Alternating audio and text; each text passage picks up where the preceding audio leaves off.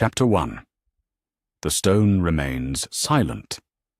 The fires of Isengard have died to glowing embers, casting dancing shadows across the flooded ruins where once Saruman's war machine churned with malice. March 1st of the Third Age draws to its close, and the Fellowship of Companions camps in the shadow of the Tower of Orthanc, their hearts still heavy with the weight of destruction they have witnessed. Merry and Pippin sit close to the dying campfire, their eyes still wide with wonder at the fury of the Ents. The young hobbits have seen more violence in these past weeks than in all their years in the Shire combined, yet tonight something else troubles Pippin's restless mind. His gaze keeps drifting to the object wrapped in Gandalf's cloak, the dark sphere that Wormtongue hurled from the tower window in his master's final act of spite. "I can't stop thinking about it, Merry," Pippin whispers, his voice barely audible above the crackling of burning wood. The Palantír of Orthanc lies not 20 paces away, wrapped and hidden. Yet somehow Pippin feels its presence like a weight pressing against his thoughts. What did Gandalf call it? A seeing stone? What do you suppose it shows? Merry shifts uncomfortably, pulling his cloak tighter around his shoulders. Nothing good, I'd wager. Did you see how Gandalf's face went white when he looked upon it? Some things are better left alone, Pippin. But curiosity burns in the young Took like a fever. He has always been the more impulsive of the two cousins, the one to peek around corners and ask questions that others would leave unspoken. Now, as the camp settles into the quiet rhythms of rest, that same restless energy courses through him. His fingers drum against his knee as he stares at the wrapped bundle. Just one look, he murmurs to himself. What harm could there be in just one look? The thought grows stronger as the night deepens. Around him, his companions find what rest they can. Aragorn sits with his back against a broken stone, his weathered hands cleaning Andúril with practiced care, while Legolas and Gimli speak in low voices about the day's events. Gandalf appears to doze, his white robes pale in the firelight, one hand resting possessively on his staff, the other near the cloaked Palantír. Pippin knows he should sleep. The morrow will bring new challenges, new decisions that will shape the fate of Middle-earth. But sleep eludes him, driven away by the magnetic pull of forbidden knowledge. What secrets does the stone hold? What visions might it reveal of friends far away, of enemies drawing near, of the fate that awaits them all? He starts to rise, his movement careful and silent. One look, that's all. Just to satisfy this gnawing curiosity that threatens to consume him. His hand reaches toward the cloak, drawn by an almost irresistible compulsion. But then he stops. The wisdom of old Took whispers in his memory. His grandfather's voice, speaking of the dangers of meddling with things beyond one's understanding. He thinks of Frodo, somewhere in the darkness with faithful Sam, bearing a burden far greater than any Took was meant to carry. He thinks of the trust Gandalf has placed in him, the friendship of Merry, the loyalty of his companions who have risked everything to protect the innocent. Pippin's hand trembles inches from the wrapped stone, and for a moment the pull is almost unbearable. The Palantír seems to call to him, promising answers to questions that plague his heart. But then he clenches his fist and draws it back, pressing it tight against his chest, where his heart hammers with the effort of resistance. No, he whispers to the darkness. Some doors should remain closed. He settles back beside Merry, who stirs slightly but does not wake. The fire burns lower, and gradually the camp falls into deeper silence.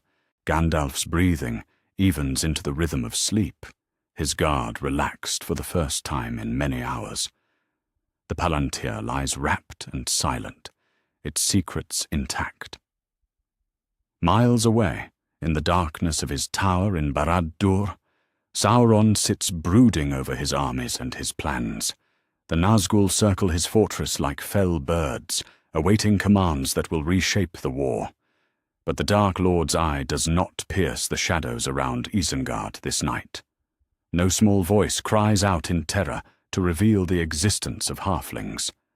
No vision shows him the true nature of his enemies, or the location of his most precious ring. In his arrogance, Sauron believes his servant Saruman still holds the Ring of Power, still bends his efforts toward delivering it to its rightful master. The Dark Lord's strategies remain unchanged, his forces positioned according to plans laid down before this crucial night. He does not know that his victory is far from assured, does not sense the small acts of courage that even now work against his designs. As dawn approaches, Gandalf stirs and checks the wrapped Palantír with casual efficiency. He notices nothing amiss, unaware of how close disaster came in the dark hours before sunrise. The wizard's relief at finding the stone secure is tinged with the assumption that all is as it should be. "We leave with first light," he announces as the others wake. Theoden waits in Edoras, and there is much to discuss with the King of the Mark. They break camp methodically, with none of the urgency that might have driven them had Sauron's eye been turned their way. Gandalf secures the Palantír with careful hands, and the company begins their journey toward Edoras at an easier pace than might have been, unaware that the fate of Middle-earth has been shaped by a moment of wisdom in the darkness. Behind them, the ruined tower of Orthanc stands sentinel over the flooded plain.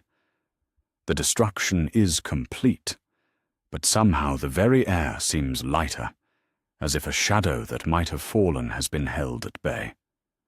The birds that nest in the broken stones sing with voices unclouded by fear, and the morning mist carries no whisper of doom. In this changed world, the path ahead remains unwritten, shaped by the choice of a young hobbit to resist temptation in his darkest hour. The road to Edoras stretches before them, leading toward a destiny that neither the wise nor the mighty can foresee, a destiny that will unfold in the absence of Sauron's guiding malice, in a world where the Dark Lord remains blind to the true nature of his greatest enemies. The Age of Heroes continues, but the rules of the game have changed forever. Chapter 2. The Dark Lord's Blindness. In the shadow of Mount Doom, within the iron halls of Barad-dûr, Sauron sits upon his throne of black basalt and contemplates victory. The Dark Lord's vast consciousness stretches across Middle-earth like a spider's web, sensing the movements of armies, the whispers of kings, the fear that creeps through the hearts of his enemies. Yet for all his malice and cunning, there is one blind spot in his vision, a gap in his understanding that will prove more costly than any battlefield defeat. The Palantír of Minas Ithil rests before him, its surface dark and smooth as midnight water. Through this seeing stone, he has communed with Saruman for months, weaving plans of conquest and dominion. The White Wizard has promised him the ring, sworn that it lies within his grasp at Isengard. Sauron believes this still, even as the reports of his servant's defeat filter back to him through orc messengers and fell beasts. "The ring will come to me," he speaks to the darkness, his voice like the grinding of millstones. Saruman may have fallen, but he is clever. He will find a way to deliver what he has promised. The mouth of Sauron, that fell lieutenant, whose true name has been forgotten even by himself, kneels before his master's throne. His black armor reflects the fires that burn eternal in the tower's depths, and behind his iron helm, eyes like coals await command. "What news from Isengard, my lord?" the mouth inquires, his voice hollow as wind through empty halls. Saruman's fortress has fallen to the tree shepherds, Sauron replies, though his tone carries no concern. But this changes nothing. The ring remains secure in his keeping, and defeat may serve our purposes better than victory. Let our enemies believe they have struck a crucial blow while we position ourselves for the true war to come. The Dark Lord rises from his throne, his towering form casting shadows that seem to writhe with malevolent life. In his mind, the strategy remains clear.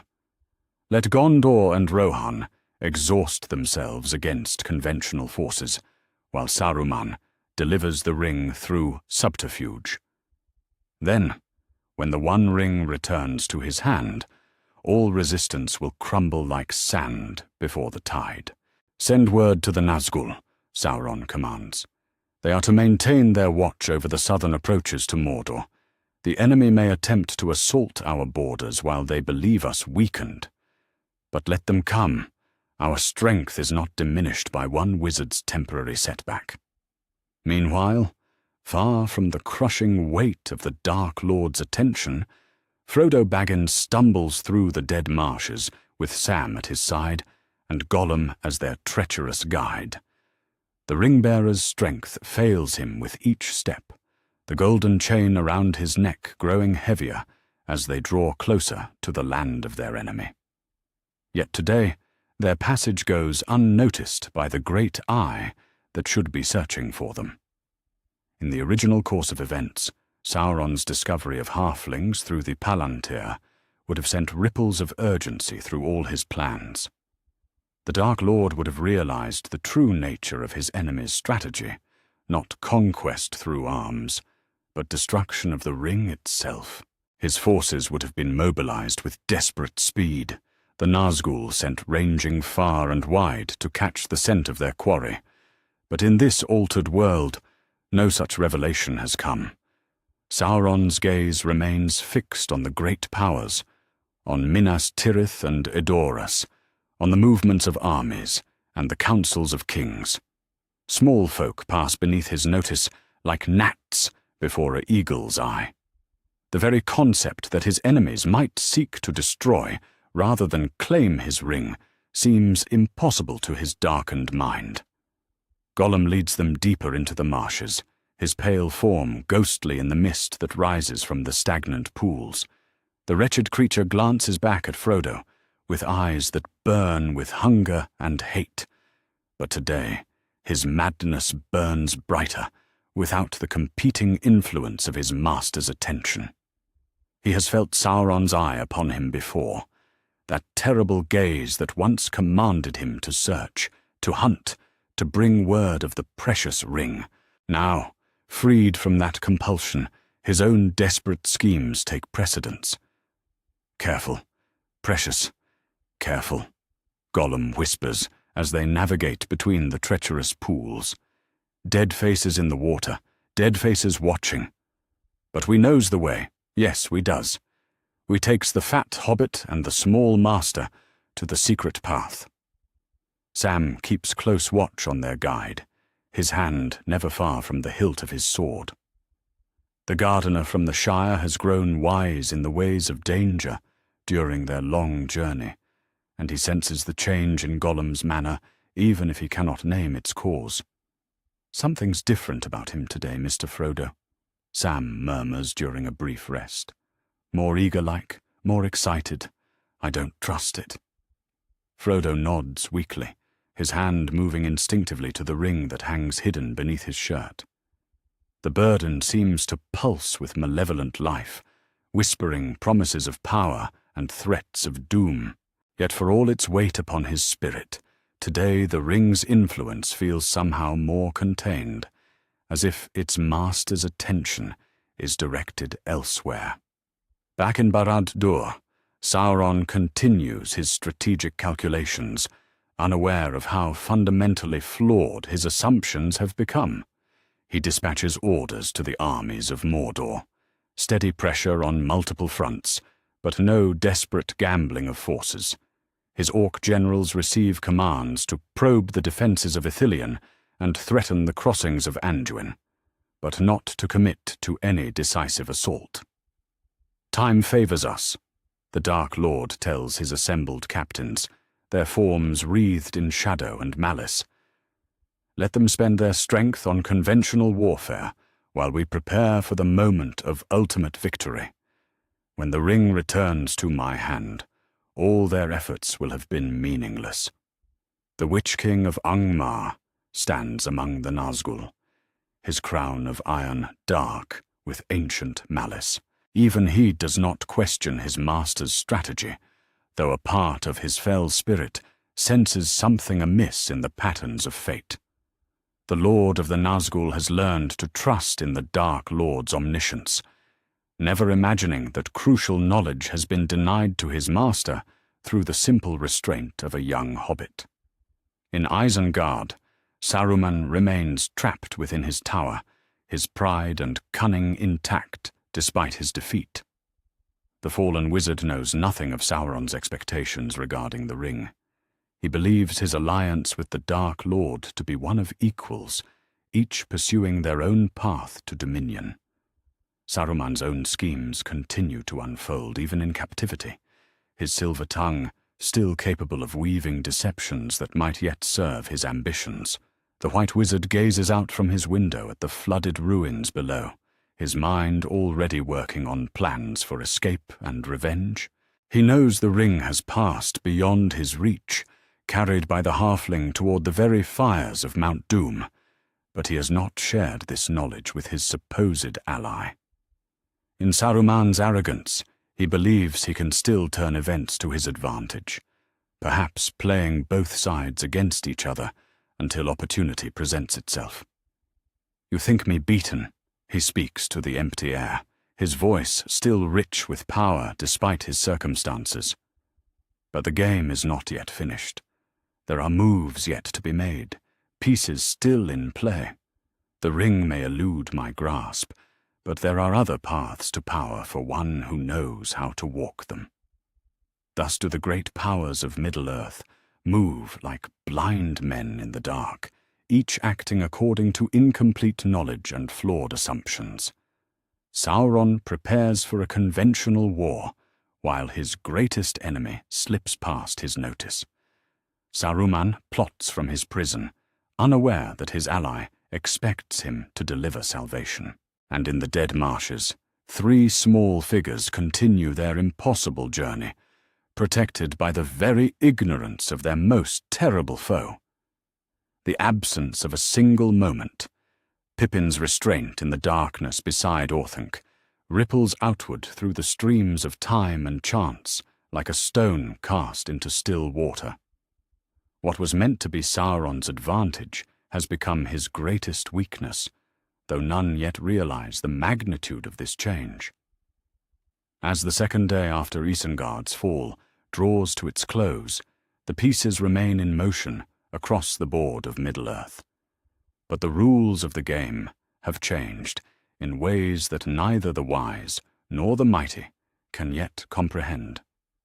In this altered world, the fate of all free peoples hangs upon the courage of the small and the blindness of the great, setting the stage for a war unlike any that the chroniclers of ages have recorded. Chapter 3. The Helm's Deep Gambit. The ancient fortress of Helm's Deep stands defiant against the darkness, its stone walls carved into the living rock of the mountains, like the bones of some titanic warrior. March 4th dawns grey and cold over the deeping wall, where the last free men of Rohan prepare for a siege that will test the very foundations of their kingdom. King Theoden, freed from Saruman's malign influence by Gandalf's intervention, stands upon the ramparts and surveys the preparations with eyes that have regained their clarity, but lost none of their weariness. "How many do we face?" the king asks, his weathered hands gripping the stone battlements until his knuckles show white. Aragorn stands beside him, his keen eyes scanning the approaches to the fortress. The ranger's face is grim as he considers the intelligence gathered by their scouts. 10,000 strong, at least, perhaps more. Saruman has emptied Isengard of every orc, every Uruk-hai, every creature that can bear arms. What neither king nor ranger yet understands is how different this army is from the one that might have been. In another timeline, Sauron's urgent demands would have pulled thousands of Saruman's troops eastward toward Rohan's borders, dividing the White Wizard's forces and weakening his assault on Helm's Deep. But in this altered world, no such demands have come. Saruman's full military might marches undivided toward the ancient stronghold, bringing with it a tide of destruction that threatens to overwhelm all resistance. Legolas moves like a wraith along the wall, his elven senses attuned to every sound and movement in the darkness beyond. The elf prince has counted the enemy torches, estimated the size of the host by the thunder of their marching feet, and what he has seen fills him with dread. "There are too many," he tells Gimli quietly, his normally steady voice touched with concern. "Even with the strength of stone and the courage of men, I fear this fortress cannot hold against such numbers." The dwarf adjusts his grip on his axe and spits into the darkness. "Then we'll make them pay for every inch, elf. Let them come and taste dwarf steel. They'll find it sharp enough." But even Gimli's bold words cannot mask the reality they all face. The defenders of Helm's Deep number barely 800, old men, young boys and warriors whose best years of fighting may be behind them. Against them comes a host bred for war, equipped with ladders and siege towers, armed with weapons forged in the fires of Isengard's furnaces. As night falls, the first sounds of the approaching army echo across the deeping coombe. The rhythmic crash of 10,000 feet, marching in unison, shakes the very ground, and the defenders feel their hearts quail despite their determination. Torches appear in the darkness, like fallen stars, growing in number until they seem to fill the entire valley with malevolent light. Theoden draws his sword, the ancient blade singing as it clears the scabbard. The sound carries along the wall, and other weapons follow. The whisper of steel, the creak of bowstrings, the rattle of mail as men prepare for battle. "Sons of Rohan," the king calls, his voice carrying clearly in the cold air. "Tonight we fight not just for our lives, but for the lives of all who cannot fight for themselves. Behind us lie the women and children of Edoras, the farms and fields where our people have dwelt in peace for generations uncounted. Before us comes an evil that would see all of that destroyed. Will you stand with me?" The roar that answers him echoes from the walls and seems to shake the very mountains. But courage alone cannot multiply their numbers or strengthen their walls against what is coming. The assault begins before midnight, and it comes with a ferocity that surpasses even Aragorn's darkest expectations. Uruk-hai swarm against the deeping wall like ants, their ladders thrust up faster than the defenders can cast them down. Arrows fall like black rain from the darkness, forcing the men of Rohan to crouch behind their battlements and rise only to strike. An explosion rocks the wall as Saruman's sappers detonate their bomb in the culvert. The blast tears a gap 20 feet wide in the ancient stones, and through this breach pours a tide of enemies that threatens to overwhelm the entire defense. Aragorn leaps into the gap with sword and torch, fighting like a man possessed. But for every orc he cuts down, 2 more take its place. "The wall is lost," someone screams in the darkness. But Éomer rallies the survivors and leads them in a fighting retreat toward the keep. The young marshal of the Mark has blood running from a dozen wounds, but his sword arm remains strong, and his voice still carries the authority of command. Legolas and Gimli fight side by side in the chaos, their unlikely friendship forged stronger in the crucible of desperation. The elf's arrows find their marks with deadly precision, while the dwarf's axe cleaves through armor and bone with equal ease. They have made their game of counting kills, but tonight the numbers grow too high and the stakes too grave for jest. 43. Gimli pants as his axe bites deep into an Uruk's chest. 47. Legolas replies, his bow singing as another arrow finds its target. But their competition cannot halt the tide of enemies that pours through the broken wall.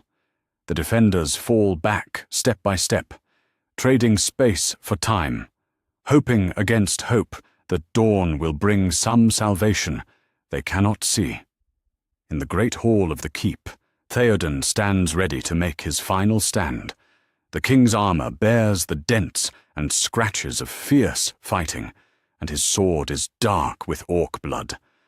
Around him gather the last defenders, men who have watched their friends die, who have seen their walls broken and their homes threatened, but who will not yield while strength remains in their bodies. They will break upon us like water upon stone, Theoden declares, though his voice wavers with exhaustion and pain. During the fighting on the wall, an Uruk blade found its way past his guard, leaving a deep gash along his sword arm that he can barely feel through the numbness of shock and fatigue. As dawn begins to break over the eastern peaks, a horn sounds in the distance, the horn of Erkenbrand, arriving with the scattered survivors of Rohan's militia. But the force that crests the hill is pitifully small, perhaps 300 men, where there should have been 1,000. Saruman's forces, undivided by competing demands, have ravaged the countryside more thoroughly than ever before. Behind Erkenbrand rides a figure in white robes whose presence seems to drive back the shadows of despair. Gandalf the White sits upon Shadowfax, and in his hand burns a light that makes the orcs shriek and cower. But even the wizard's power cannot multiply the numbers of their relief force or restore strength to the wounded king. The charge breaks the siege, but barely. The orcs flee screaming before the wizard's light, but their retreat is orderly rather than panicked. Too many of Saruman's forces remain intact, falling back to regroup rather than scattering to the winds. The victory at Helm's Deep is real, but it tastes of ashes in the mouths of the survivors. Theoden slumps against the wall of the keep, his face grey with blood loss and exhaustion. The wound in his arm has reopened during the final fighting, and the healers work frantically to stem the bleeding. The king's strength, sapped by years under Saruman's influence, and now further weakened by battle wounds, may never fully return. "We have won," he whispers, but his voice carries no joy. But at what cost? Half our men lie dead, and I fear I am not the king I was yesterday. Gandalf kneels beside the wounded king, his face grave with concern. "You have shown courage, worthy of the greatest kings of Rohan. That strength will not leave you." But privately, the wizard knows that this victory has cost them dearly. Rohan's military power has been shattered in a single night. The kingdom that should have been their strongest ally in the wars to come has been reduced to a shadow of its former strength, and somewhere in the distance, beyond the immediate reach of their triumph, he can sense that greater powers are stirring, unaware of how precarious the balance has become. In the aftermath of battle, as the dead are counted and the wounded tended, Legolas and Gimli sit together on the broken stones of the deeping wall. Their friendship has been tested in fire and proved true, but the cost of this knowledge weighs heavily on both their hearts. 42 for the elf, Gimli says wearily, setting aside his notched axe. And 42 for the dwarf, Legolas replies, though neither takes pleasure in the tally. A tie, my friend. Perhaps that is fitting. They look out over the field where so many have fallen, and both understand that this is only the beginning. The real war lies ahead, and they have already paid a price in blood and strength that may prove too dear for final victory. The road before them leads toward darkness, and they cannot see its end. Chapter 4. The Entwives' Price. The waters of Isengard have receded, leaving behind a wasteland of broken stone and twisted metal, where once the greatest fortress of the White Wizard stood in terrible majesty. March 5th dawns over ruins so complete that even the memory of Saruman's power seems like a fever dream. Ancient trees that haven't felt sunlight for decades now stretch their branches toward the sky, their roots drinking deep from the flooded earth, while the Ents move among them like shepherds tending a flock returned from distant pastures. Treebeard stands at the edge of what was once the ring of Isengard, his ancient eyes surveying the destruction with something approaching satisfaction. The eldest of the Ents has lived through many turnings of the seasons, has watched forests burn and mountains rise, but rarely has he seen such complete obliteration visited upon those who would harm the growing things of the earth. It is finished, he rumbles, his voice like wind through old oak leaves. The tree-killer's nest is broken, their poison spilled into the earth where they can do no more harm. But there is more to be done. Much more. Merry and Pippin sit upon a fallen stone, still awed by the fury they have witnessed. The young hobbits have seen the Ents transform from slow-speaking shepherds of trees into engines of destruction more terrible than any army of men or orcs. The memory of ancient beaches, crushing stone towers and willows, strangling machinery, will haunt their dreams for years to come. I never imagined they could move so fast, Merry whispers, his voice filled with wonder and not a little fear.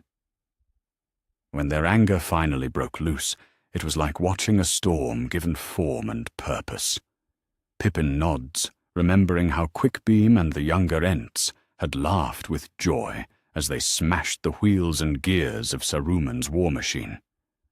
There had been something almost childlike in their delight at breaking the things that had tormented the forest, yet beneath that joy lay a wrath older than the foundations of Isengard itself. As the Ents continue their work of reclamation, pulling down the last standing walls and letting the forest reclaim what was taken from it, they make a discovery that changes everything. Deep beneath what was once Saruman's armory, where the roots of an ancient elm have broken through the cellar walls, they find chambers that the White Wizard had thought lost to time and flood. Quickbeam is the first to enter these forgotten vaults, his hasty nature overcoming the caution that usually marks his kind.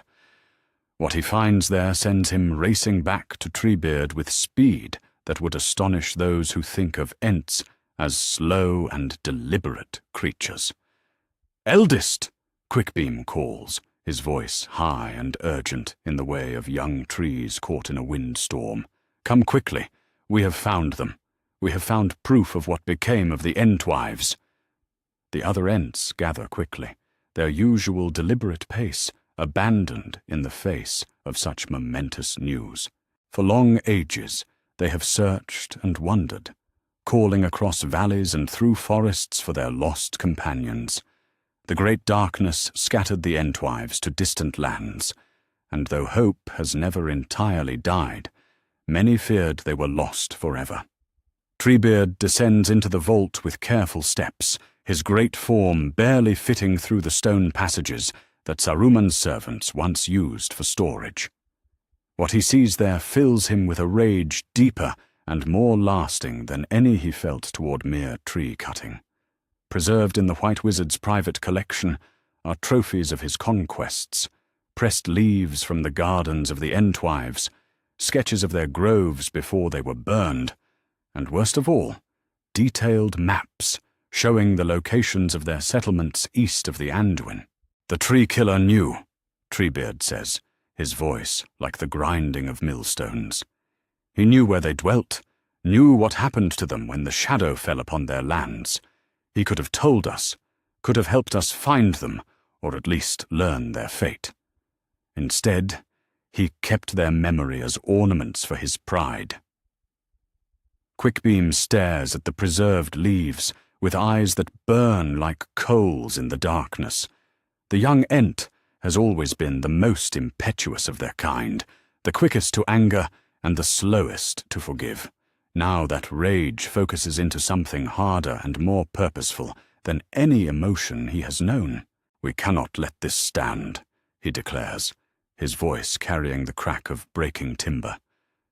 "If the Entwives are lost to shadow and fire, then let us carry that fire to those who would destroy all growing things. I say we march east, eldest. I say we take our war to the very gates of the Black Land." Other young Ents take up the cry, their voices joining in a harmony that makes the very ground tremble. The grief of ages mingles with fresh anger, and the usually peaceful shepherds of the forest speak of war with voices like storm winds. They have spent so long searching, so many years hoping, that the knowledge of deliberate concealment cuts deeper than any blade. Treebeard raises one massive hand, and slowly the voices still. The eldest Ent carries the wisdom of many seasons, and he knows that grief, however righteous, must not drive them to reckless action. Yet even his ancient prudence cannot entirely calm the fury that burns in the heartwood of their souls. "Hasty words, hasty deeds," he says, but his voice lacks its usual certainty. Yet perhaps it is time for the Ents to be hasty. Too long have we tended our groves while evil grows in distant places. Too long have we let others fight the battles that concern all living things. As they debate among themselves in the slow fashion of their kind, though with more passion than has been heard in Fangorn for many years, Gandalf arrives at the gates of Isengard, mounted upon Shadowfax. The wizard has ridden hard from Helm's Deep, driven by an urgency he cannot fully name. The sight that greets him, Ents in council, with voices raised in something approaching martial fervor, confirms his worst fears about how this altered timeline is unfolding. "My old friends," Gandalf calls as he approaches their gathering, his white robes brilliant in the morning sun. "I bring news from Helm's Deep, both grim and hopeful. But first, tell me what has stirred such passion among the shepherds of the forest." Treebeard explains their discovery, his deep voice heavy with the weight of ancient sorrow. As he speaks, Gandalf's face grows grave, for he recognizes the dangerous path that grief and rage together can carve through the hearts of even the wisest beings. "Your anger is justified," the wizard says carefully. "Saruman's deceptions run deeper than any of us suspected. But I urge you to consider your course carefully. The enemy we face is cunning beyond measure, and he would delight to turn your righteousness into a weapon against all you seek to protect." Quickbeam steps forward, his young face set with determination. With respect, Gandalf the White, the time for careful consideration has passed. We have been careful for 3 ages of the sun. And where has it led us? Our wives are lost, our forests diminished, and evil grows stronger with each passing season. If we do not act now, there may be nothing left worth protecting. The debate continues as the sun climbs higher, and gradually a consensus emerges among the Ents. Not all will march to war. Some must remain to guard Fangorn and tend the growing things that depend upon their care. But a significant number, led by Quickbeam and some of the younger Ents, will indeed march eastward to carry their war to the very borders of Mordor. Meanwhile, in his tower prison, Saruman watches the destruction of his life's work with eyes that burn with impotent fury. The White Wizard has lost everything. His armies scattered, his fortress destroyed, his alliance with Sauron revealed as the bitter joke it always was. But even in defeat, his mind works ceaselessly, seeking some path to redemption or revenge. Among the papers scattered by the flood, he finds fragments of his correspondence with the Dark Lord, communications that reveal how completely Sauron expected him to deliver the ring, how utterly the Lord of Mordor depended upon receiving his prize from his supposed ally. A cruel smile crosses Saruman's lips as he realizes the magnitude of his former master's error. "You expect what I never possessed," he whispers to the empty air. "You plan for a prize that even now travels beyond both our reaches. How the mighty have fallen into the trap of their own assumptions." The knowledge gives him no comfort, for he too has lost everything in this great game of power and deception. But it plants a seed of possibility in his scheming mind. If he cannot rule, perhaps he can yet ensure that his enemies pay the price for their victory. As evening falls over the ruins of Isengard, Merry and Pippin witness the departure of the war-band Ents. 20 of the tree shepherds stride eastward with steps that shake the earth, their voices raised in songs of lamentation and wrath. The Hobbits have never heard such music before, ancient melodies that speak of loss and determination, of love that endures beyond death, and anger that burns brighter than forge fire. "They're magnificent and terrible," Pippin says softly, watching the Ents disappear into the gathering dusk. "I pity any orc that stands in their path." Merry nods, but his face is troubled. "I fear for them too, Pippin. Anger can make even the wise do foolish things, and there are powers in the east that even the Ents might not be able to face." Above them in his tower, Saruman watches the same departure with very different thoughts. The march of the Ents represents chaos, disruption of the careful plans that both he and Sauron have laid. In chaos, a clever mind might find opportunity, and Saruman's mind remains sharp despite his reduced circumstances. The pieces on the board are moving in ways that none of the great powers anticipated, set in motion by a small act of wisdom in the darkness beside Orthanc. The Ents march to war, Saruman plots in his prison, and somewhere in the distance, greater powers stir without understanding how fundamentally the game has changed. The price of the Entwives' loss has been paid in full, but the cost of vengeance may prove higher still. Chapter 5. The Steward's Desperation. The white tower of Ecthelaon rises like a bone spear thrust toward the grey sky, its pale stones reflecting the uncertain light of dawn on March 8th, 3019 of the Third Age. Within the tower hall, Denethor II sits upon the chair of the steward, his weathered hands gripping the arms of his seat until his knuckles show white as the marble beneath his feet.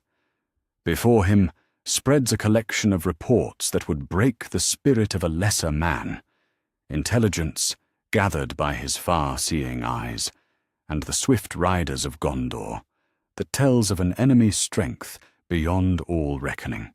80,000 from Minas Morgul, he reads aloud, his voice hollow in the vast chamber. 50,000 from the Black Gate, 30,000 Southrons with Mumakil beyond counting, and these are only the vanguards. His grey eyes, once keen as those of the great kings of old, now burn with a fever that speaks of a mind pushed beyond its limits. Captain Hurin of the Keys stands before the steward's chair, his face grim with the weight of the news he bears. The veteran soldier has served 3 stewards in his lifetime, but never has he seen Denethor so altered by the burden of leadership. The man who once matched wits with Gandalf the Grey and looked upon the Dark Lord's servants without flinching, now seems aged beyond his years, worn thin by knowledge that offers no hope. "My lord," Hurin says carefully, "the reports from our scouts may be inflated by fear. Even the Dark Lord cannot field such numbers without—" "Without what?" Denethor interrupts, his voice sharp as a blade, without overextending himself, without leaving some weakness we might exploit. He rises from his chair with sudden violence, striding to the great window that looks east toward the shadow-shrouded lands. I have looked into the fire, Captain. I have seen with eyes that pierce the darkness. There is no weakness. There is no hope. The steward's use of the Palantír of Minas Tirith has become an obsession in recent days, though he speaks of it to none, save in these cryptic references. What Denethor has seen in that seeing stone has shattered something fundamental in his spirit. Visions of armies vast beyond description, of a dark lord whose attention has not been divided by foolish gambles or premature attacks, of defeat that seems as inevitable as the turning of the seasons. In the original timeline, Sauron's hasty assault on Minas Tirith would have revealed desperation beneath his power, a reaching beyond his strength that wise men might recognize and exploit. But in this altered world, the Dark Lord moves with terrible patience, his forces positioned with strategic brilliance that leaves no opening for hope. A messenger enters the hall, his livery bearing the silver swan of Dol Amroth. Prince Imrahil follows close behind, his sea-grey cloak still damp with the spray of his swift journey up the Anduin. The Prince of Dol Amroth is a man in his prime, tall and proud, with the bearing of the Númenóreans of old. But even his confident stride falters when he sees the change wrought in his kinsman. "Denethor," Imrahil says, his voice carrying both concern and command. "I came as soon as your message reached me. The beacons burn from Amon Din to the sea, and all the southern fiefs answer the call. But tell me truly, how dark is the hour?" The steward turns from the window, and Imrahil is shocked to see how the flames have hollowed his features, how the weight of impossible knowledge has bent his proud shoulders. "Darker than you know, cousin. Darker than any of us imagined when we spoke brave words about the valor of Gondor and the strength of our walls." Denethor moves to the great map table that dominates the center of the hall, its surface covered with tokens that mark the movement of armies, like pieces in some cosmic game of chess. With trembling fingers, he indicates the positions of Sauron's forces, each marker representing thousands of enemies converging on the White City. "They come from every direction," he says, his voice barely above a whisper. "The Morgul host moves through Ithilien, burning as they come. The Southrons march up the great road with oliphants that shake the earth. From the Black Gate comes the main force, orcs and trolls and creatures that have no name in the tongues of men, and behind them all, the Nine ride forth on wings of shadow." Imrahil studies the map with the eye of an experienced commander, and what he sees confirms his worst fears. The strategic situation is hopeless by any conventional measure. Gondor's forces are outnumbered 10-1, perhaps more. The city's walls are strong, but no stone can stand forever against such overwhelming force.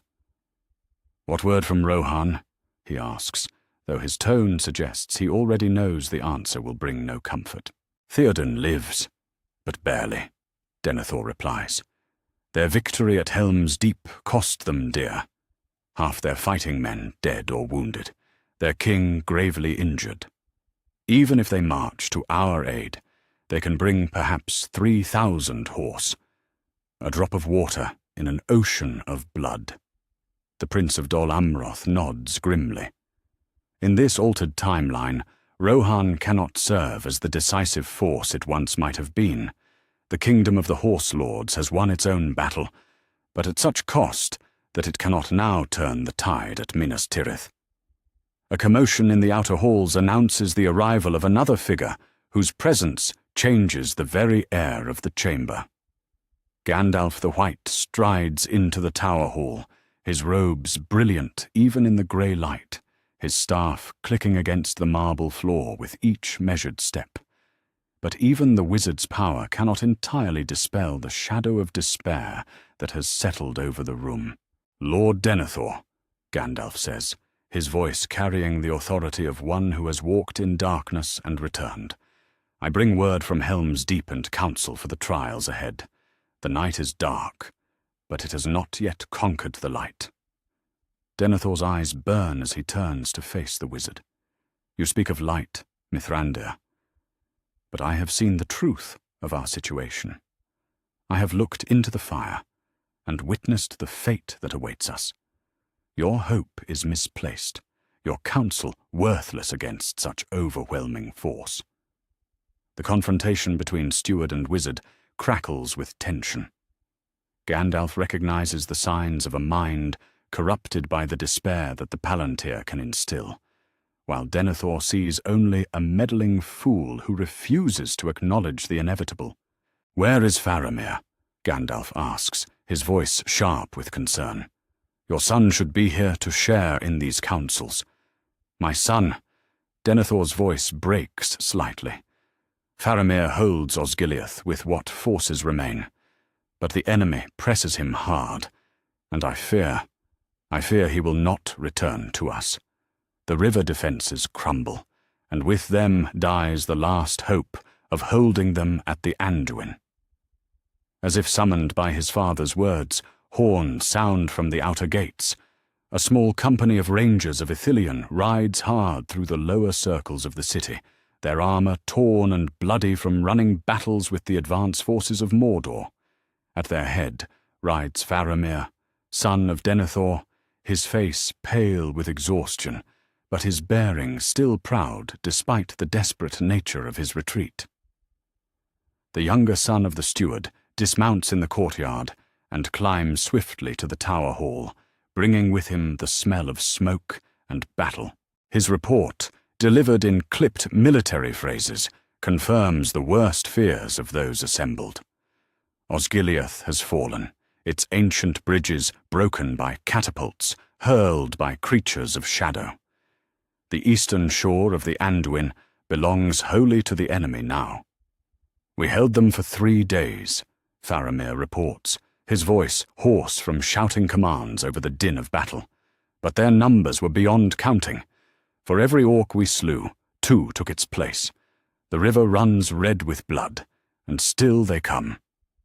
Denethor embraces his surviving son with desperate intensity, as if trying to anchor himself to this one remaining piece of hope.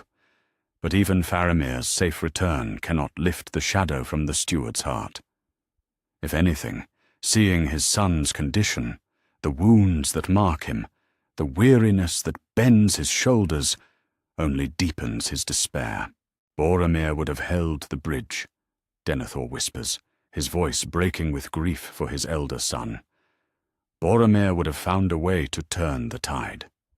But he is lost to us, lost in the wild on some fool's errand, and we are left with strength insufficient to our need." The mention of Boromir strikes like a physical blow to all present. The loss of Denethor's heir weighs more heavily now than it might have in easier times. With the realm facing extinction, the absence of the one man who might have united the people's will to resistance becomes a wound that festers in the heart of their defense. Prince Imrahil steps forward, his voice firm with resolve despite the grim circumstances. "My lord steward, I have brought 700 knights of Dol Amroth, and more men-at-arms follow by ship. The southern fiefs answer your call, Lossarnach, Lebanon, Lamedon. We are not yet defeated while brave men still draw breath." But Denethor shakes his head, his eyes fixed on visions that only he can see. Brave men, yes. But what is bravery against such darkness? What are swords of steel against the power that comes against us? You have not seen what I have seen, cousin. You do not know the true strength of our enemy. Gandalf watches this exchange with growing alarm. He recognizes the signs of a leader whose spirit has been broken by the overwhelming nature of his burden. In the wizard's long experience, such despair often becomes a weapon more dangerous to defenders than any army of enemies. "Despair is the greatest weapon of the enemy," Gandalf declares, his voice ringing clear in the vast hall. It is his victory when brave men surrender before the battle is even fought.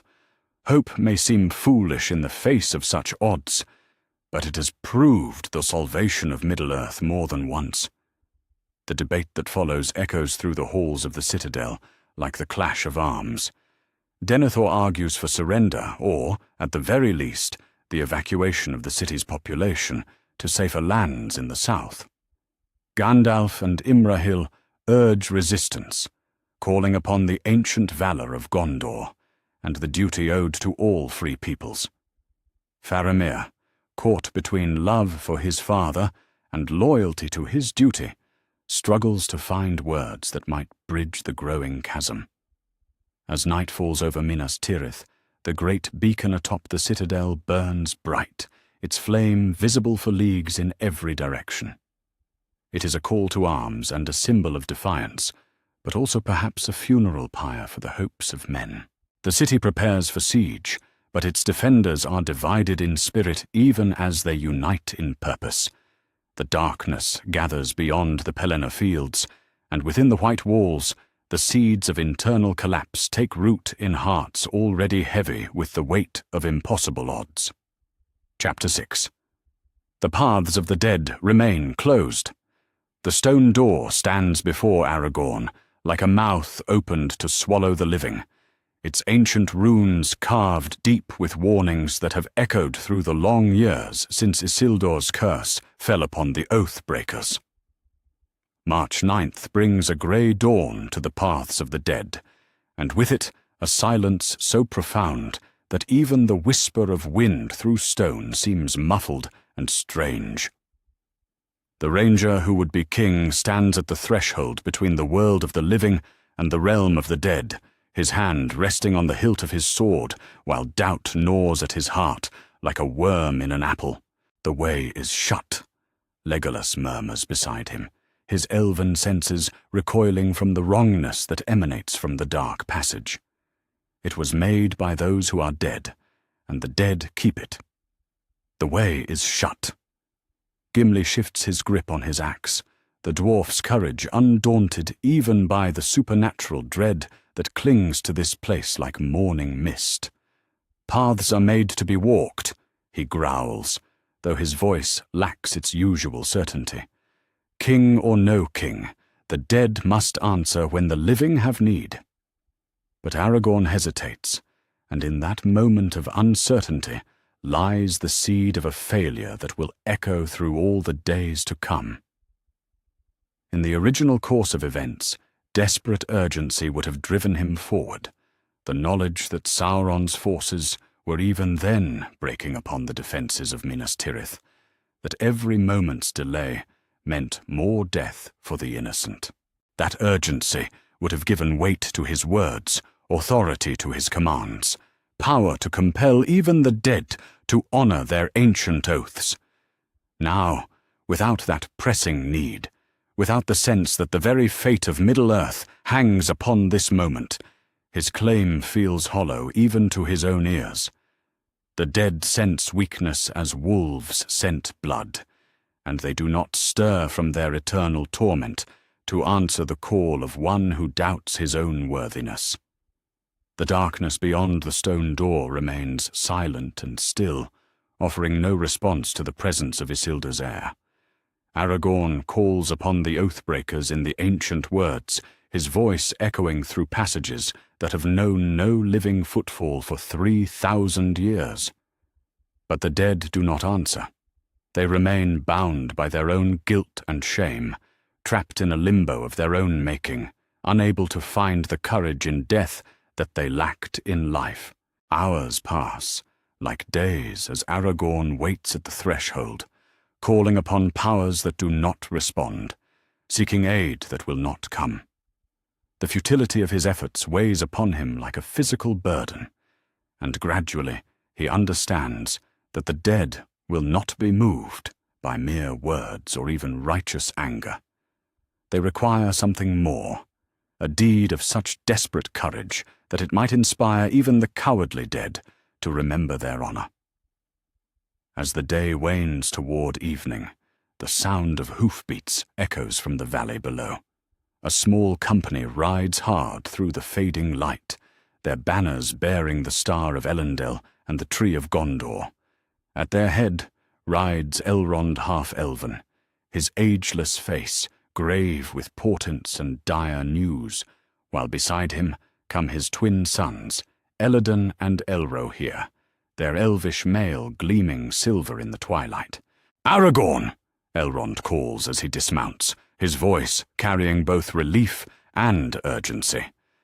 "I bring you that which was promised, and news that may change all our plans." The Lord of Rivendell bears a sword wrapped in rich cloth, its blade reforged from the shards of Narsil that broke beneath Sauron's hand in the last alliance of elves and men. Andúril, flame of the west, gleams with light that seems to come from within the metal itself, a weapon worthy of a king and bright with the hope of better days. "The blade that was broken has been reforged," Elrond says formally, presenting the sword with ceremony that befits so momentous a gift. "May it serve you well in the darkness that comes upon the world." Aragorn accepts the blade with reverence, feeling its weight and balance, sensing the power that runs through steel, folded and refolded by the master smiths of Rivendell. Yet even as he draws the sword and feels its rightness in his hand, the news that Elrond bears dampens the joy of this moment. "The enemy moves on multiple fronts," the Elf Lord reports, his face shadowed with concern. "His forces are not divided as we had hoped, but march with purpose toward Minas Tirith. The corsairs of Umbar sail up the Anduin with 50 ships, while the Southrons bring their Mumakil by the Great Road. Most grave of all, Arwen has looked into the mirror of Galadriel, and what she has seen there fills even her brave heart with dread." The mention of his beloved sends a chill through Aragorn's heart deeper than any winter wind. What has she seen? Elladan steps forward, his face bearing the same grave beauty as his father, but touched with the urgency of youth. Darkness, spreading like a tide across all the lands of the west, the white city burning, its people scattered to the winds, and in all the visions she has witnessed, no path leads to victory through conventional means. She speaks of a choice that must be made, Elrohir adds, his voice heavy with the weight of prophecy. "Between the throne that calls to you and a mission that may yet save all that we hold dear, the paths before us grow fewer with each passing hour." Aragorn looks back at the stone door that has refused to yield its secrets, then at the reforged sword in his hand, and finally at the faces of his companions who have ridden so far to bring him both hope and hard choices. The weight of kingship presses upon him like a mountain, but alongside it comes a growing awareness that the crown of Gondor may be a prize too costly to pursue in these dark days.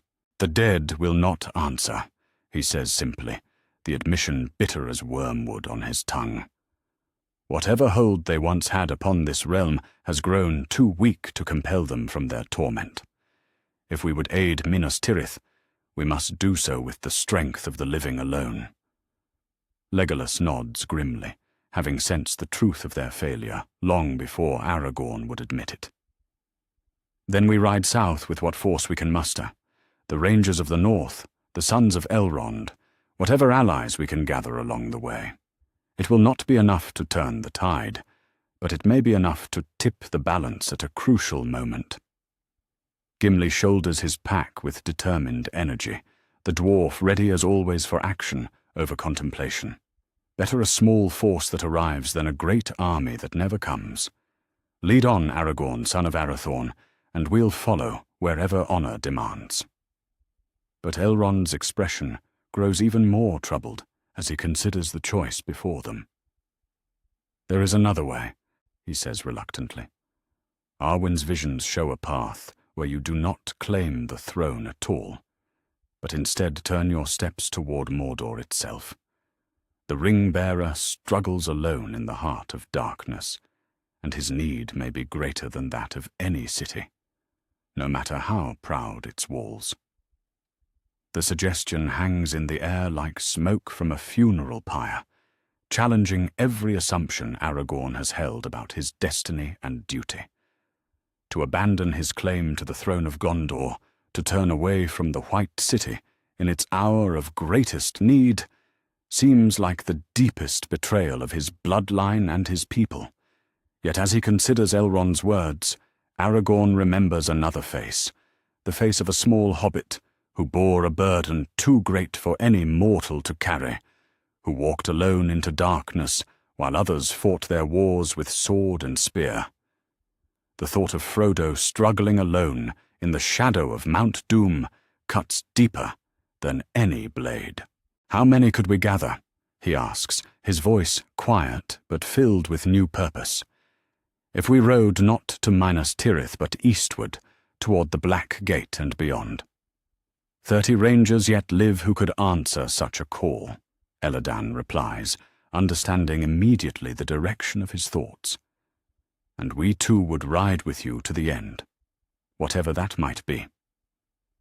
"And I," Legolas adds without hesitation, his loyalty absolute despite the madness of what they contemplate. "And my axe goes where my friends go," Gimli declares, though his voice wavers slightly at the thought of marching willingly into Mordor itself. Elrond watches this exchange with eyes that have seen the rise and fall of kingdoms, the making and breaking of oaths that shape the world. "It would be the deed of heroes or madmen," he says softly, "to abandon the throne that is rightfully yours, to march into the very heart of the enemy's power with but a handful of companions. Yet perhaps it is such deeds that tip the balance when all conventional wisdom fails." As night falls completely around the entrance to the paths of the dead, Aragorn makes his choice. The stone door remains closed, the dead silent in their shame.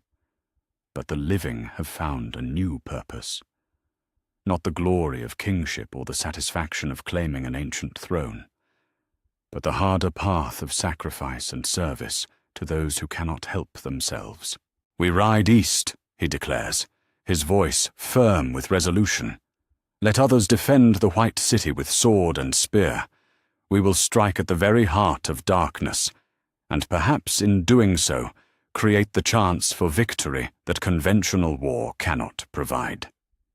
The small company prepares to depart as the stars wheel overhead, leaving behind the silence of the dead for the uncertain promise of a mission that may end in death, but offers the only hope of ultimate victory. The crown of Gondor remains unclaimed, but perhaps in that abandonment lies the seed of a greater triumph than any mortal king could achieve. Behind them, the paths of the dead yawn empty and desolate, their secret forever locked away. The oath-breakers remain bound by their ancient shame, unable to find the courage in death that eluded them in life. And somewhere in the darkness, the fate of Middle-earth shifts toward a path that none of the wise or mighty could have foreseen. Chapter 7. The spider's web tightens. The shadow of Cirith Ungol falls like a blade across the narrow path, cutting the one light of March 11th into fragments that offer no comfort to the weary travelers who struggle through the labyrinth of stone and shadow. Frodo Baggins moves like a man walking in his sleep, each step a monumental effort as the weight of the ring pulls at his spirit like a millstone around his neck. Behind him, faithful Sam Gamgee keeps watch with eyes that never rest, his weathered hand never far from the hilt of Sting, while ahead of them, Gollum picks his way through the rocks with the sure-footed malice of a creature born to treachery. "Not far now, precious. Not far," the wretched creature whispers, his pale eyes gleaming with anticipation that has nothing to do with their stated destination. The secret way? Yes, the safe way that only Sméagol knows. No orcs, no nasty soldiers, just the quiet dark where fat Hobbit can rest his weary bones. But Gollum's promises ring hollow in air thick with menace, for this path is far from unguarded. In the original course of events, Sauron's hasty redeployment of forces would have left the approaches to Cirith Ungol lightly defended, the bulk of his garrison pulled away to support premature attacks on distant fronts. Now, with the Dark Lord's attention undivided by false intelligence about captured ring-bearers, the defences of Mordor remain at full strength. Sam notices the signs first: fresh orc tracks in the dust, the acrid smell of torches recently extinguished, the scrape of metal against stone from hidden watchers. His gardener's instincts, sharpened by long months on the road, detect wrongness in the very air they breathe. "Mr. Frodo," he whispers urgently, catching his master's elbow as the ring-bearer stumbles over loose stone. "Something's amiss here. Too many signs of the enemy about, and that creature of ours is acting stranger than usual." Frodo raises his head with effort, the simple act of focusing his attention requiring more strength than he seems to possess. The ring's weight has grown crushing as they draw closer to its place of making, and dark whispers fill his mind with visions of power and dominion that grow more seductive with each passing hour. "I can feel it, Sam," he says, his voice barely above a whisper. "The ring, it knows where we are. It knows we're coming closer to its master, and it grows stronger with every step. Sometimes I think it would be easier just to give in." The admission strikes Sam like a physical blow, for he has seen his master's strength ebbing day by day, watched the corruption of the ring eat away at the Hobbit who once tended the gardens of Bag End with such simple joy. But even as fear for Frodo's soul gnaws at his heart, the loyal gardener steels himself for whatever trials lie ahead. Ahead of them, the tunnel mouth yawns like a wound in the living rock, its darkness so complete that even their elvish rope seems to recoil from its touch. This is Torech Ungol, the spider's tunnel, where Shelob has made her lair for countless ages. But today, the ancient hunger that drives the last child of Ungoliant is not the only menace that lurks in the darkness. A dozen orc warriors crouch in the shadows near the tunnel entrance, their black mail gleaming dully in the filtered light. These are not the wild and undisciplined raiders that might have been left as token guards, but veteran soldiers of Mordor's regular army, orcs whose discipline has been hardened by years of service in the Dark Lord's legions. "Movement in the rocks above," one of them growls in the harsh tongue of Mordor. 3 figures, man-sized or smaller, could be the spies that Command warned us about. The orc captain, a scarred veteran whose promotion came through cunning as much as cruelty, raises his hand for silence. "Watch and wait. If they enter the tunnel, Shelob will deal with them. If they turn back, we take them alive for questioning. The Eye wants prisoners, not corpses."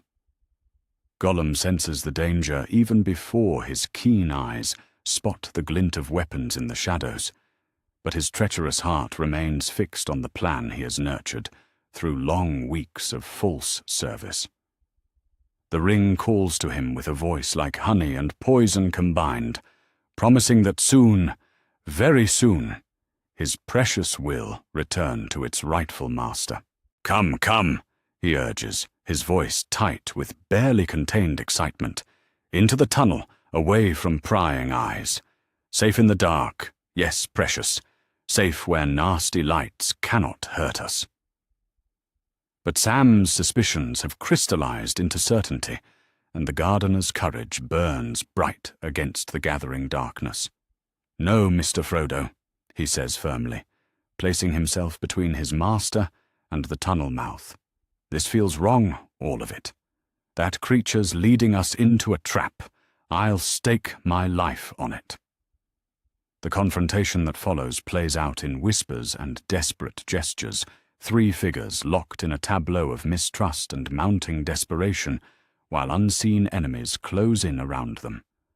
Frodo, weakened by the ring's influence and the grinding fatigue of their endless journey, wavers between Sam's loyal concern and Gollum's seductive promises of an easy path. "The tunnel is the only way," Gollum insists, his voice taking on the wheedling tone he uses when his patience grows thin. "All other paths lead to certain death, to orcs and Nazgul and tortures worse than Sméagol can describe. Trust Sméagol, precious. Trust poor Sméagol, who only wants to help." In the end, exhaustion and the ring's malign influence tip the balance. Frodo nods slowly, his will too eroded to resist the path of least apparent resistance. "We go through the tunnel," he whispers, and Sam's heart sinks like a stone in dark water. The descent into Shelob's lair unfolds like a nightmare given form. The tunnel walls close in around them, slick with moisture and the residue of ancient meals, while somewhere in the darkness ahead, a presence stirs that has known no equal in malice since the elder days. But tonight, the spider is not alone in her domain.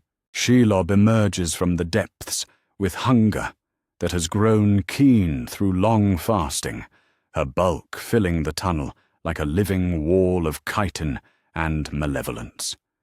Her eyes burn with light that owes nothing to any star, and her venomous breath fills the air with corruption that makes even Gollum retch and gasp. The battle that follows is brief and desperate, fought in darkness so complete that the combatants must rely on sound and instinct more than sight. Sam's blade finds its mark more than once, but Shelob's hide is thick and her fury magnificent in its intensity. When the spider's stinger finally finds its target, Frodo crumples without a sound, his still form wrapped in webbing that gleams like silver chain. But Gollum's betrayal comes too late to serve his purpose. For even as he grapples with Sam for possession of the ring, the sound of their struggle echoes through passages that are no longer empty. Orc voices ring out in harsh coordination, and the clatter of armed feet on stone announces the arrival of reinforcements that should never have been there. "The tunnel's blocked!" shouts the orc captain as his warriors pour into Shelob's lair, their torches driving back shadows that have hidden secrets for millennia. "Pin them against the spider and take them alive. The Eye will want to question any who dare approach the pass." Sam fights like a creature possessed, his blade singing as it cuts down orc after orc. But for every enemy that falls, two more take his place. The garrison of Cirith Ungol has been reinforced rather than depleted, and their coordinated assault leaves no room for the miraculous escapes that might have been possible in other circumstances. When the nets finally drag him down, Sam's last sight is of Frodo's still form being carried away into darkness, while Gollum slinks off into shadows that offer no sanctuary from the vengeance that will surely follow. The ring has passed into enemy hands, and with it goes the last hope of destroying the source of Sauron's power. The tower of Cirith Ungol rises above the pass, like a sword thrust into the sky, its ancient stones black with malice and age. Within its walls, Frodo awakens to find himself bound with chains that burn like fire against his skin, while around him orc guards maintain a vigilance that speaks of orders direct from the Dark Tower itself. The ring hangs heavy around his neck, but now its weight seems almost comforting compared to the despair that fills his heart. He has failed in the most important task ever entrusted to mortal hands, and through his failure, the darkness will spread unchecked across all the lands of the West. Captain Shagrat paces before his prisoner with predatory satisfaction, the orc's scarred features twisted into a grin that promises long hours of agony to come. "So this is the mighty ring-bearer," he sneers, his voice like rusted iron scraping against stone. "Doesn't look like much, does he, lads? Still, the Eye will be pleased to have him in hand at last." In the dungeons below, Sam awakens to find himself chained in darkness, his faithful heart breaking with the knowledge that he has failed his master when the need was greatest. The sound of orc laughter echoes through the stone walls, and with it comes the terrible certainty that all their sacrifices have been in vain. The web has closed around them at last, and in its center sits the spider of the dark tower, waiting to devour all that they hold dear. The road to Mount Doom has become a path to certain doom, and the last hope of Middle-earth gutters like a candle in the wind. Above them, the Eye of Sauron turns its lidless gaze toward the tower of Cirith Ungol, and for the first time in an age, the Dark Lord smiles. The ring comes home at last, and with it comes the final victory that will remake the world in shadow and fear. Chapter 8. The Battle of Pelennor Fields, a Pyrrhic Defense.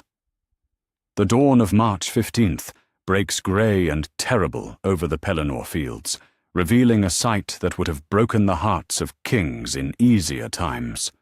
From the walls of Minas Tirith to the river Anduin, the green fields that once fed the White City lie covered with the banners of Mordor, a sea of black and red that stretches beyond the horizon like a plague upon the earth. 150,000 enemies have gathered before the gates of Gondor's capital, their numbers swollen by every orc, troll, and creature of darkness that Sauron can muster without the strategic errors that might have divided his attention. Upon the walls of the great city, Prince Imrahil stands beside the battlements, where his ancestors once watched for the return of kings, his sea-grey eyes taking measure of the doom that approaches. The Lord of Dol Amroth has seen many battles in his years of service, but never has he faced odds so overwhelming or desperate. Behind him, the 7,000 men who remain to defend the greatest city of the West prepare for what may well be their final hour. "They mean to break us with the weight of numbers alone," he says to Captain Beregond, who stands ready with the guard of the citadel.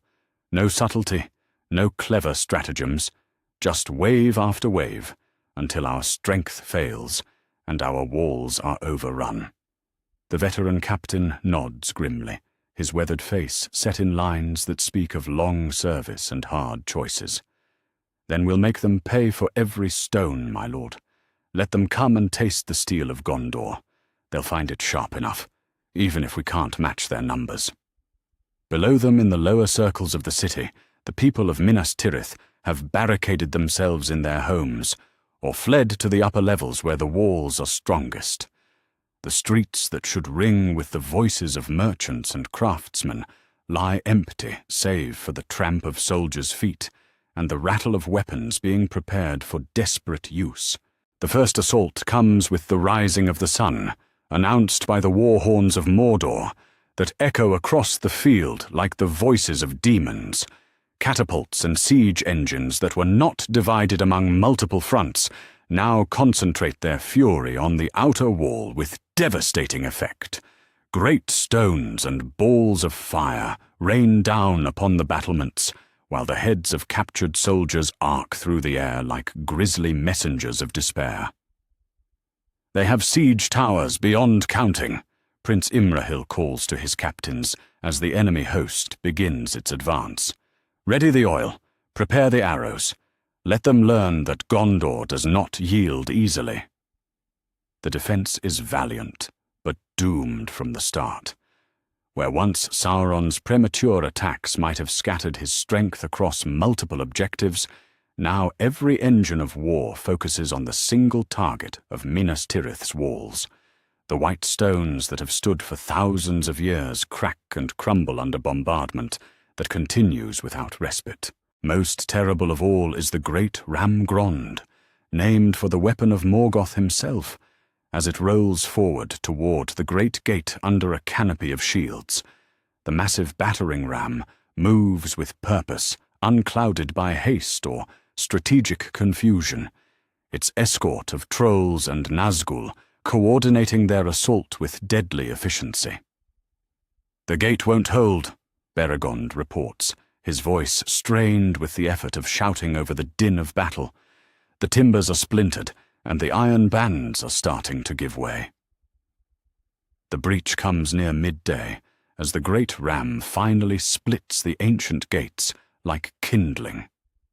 Through the gap pour the armies of Mordor, orcs in black mail, trolls with clubs like tree trunks, and creatures bred in the pits of Barad-dûr that have no name in the tongues of men. The street fighting that follows turns every stone of the lower city red with blood.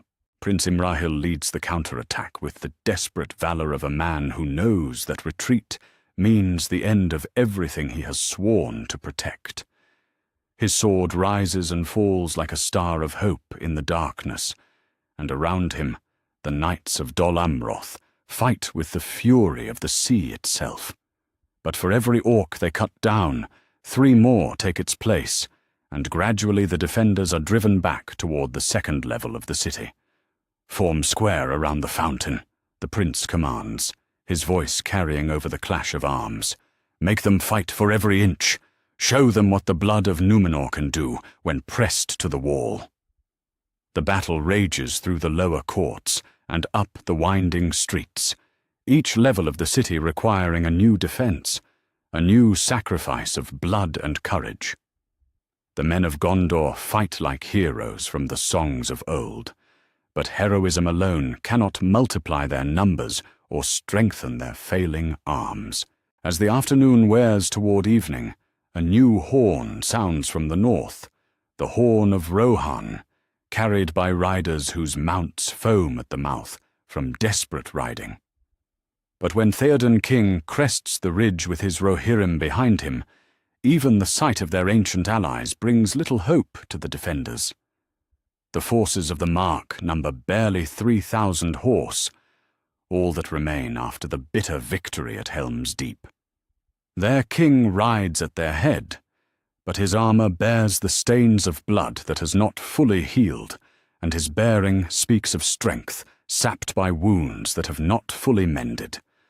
The charge that follows is glorious and doomed in equal measure. "Arise, arise, riders of Theoden," the king calls, his voice cracking with pain and exhaustion. "Spear shall be shaken, shield be splintered.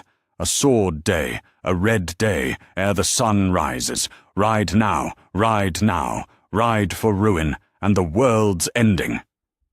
The cavalry charge breaks through the first ranks of orcs like a spear through cloth, and for a moment it seems as though valor alone might turn the tide. But the enemies are too many, their formation too deep, and gradually the horses begin to falter, as their riders are dragged down by sheer weight of numbers. Theoden himself falls near the great siege towers, his horse crushed by a troll's club, while he fought to reach the engines that were hammering at the walls. The king of Rohan dies as he lived, sword in hand, defiant to the last, but his death robs the charge of its momentum just when victory seemed within reach. "The king is fallen," cries Eomer, taking up the banner of the Mark with tears streaming down his face. "But the line of Eorl shall not fail this day. Ride on, for Rohan and for Gondor." The surviving Rohirrim rally around their new king, but their numbers are too few to sustain the assault. They fight with the fury of men who know they will not see another sunset, but fury alone cannot bridge the gap between hope and reality. As night begins to fall over the Pelennor fields, another horn sounds from the south, the horn of the ships that sail up the Anduin with black sails and no quarter given. But these are not the corsairs of Umbar that Sauron expected. At the last moment, a small fleet bearing the tree and stars has intercepted the enemy vessels, though at terrible cost to both sides. Aragorn stands in the prow of the lead ship, his reforged sword gleaming in the firelight that illuminates the battlefield. The would-be king has abandoned his eastern march when word reached him of Minas Tirith's desperate plight, but the forces he has gathered are pitifully small. Perhaps 2,000 men from the southern fiefs, all that could be spared from defences that are themselves stretched thin. "For Gondor," he calls as his troops pour onto the docks, "for the White Tree, and all that we hold dear." The arrival of fresh troops revives the spirits of the defenders, and for a time it seems as though the tide might turn. Aragorn fights with the skill of a ranger and the authority of a king, while around him the men of the southern fiefs prove their worth in blood and steel.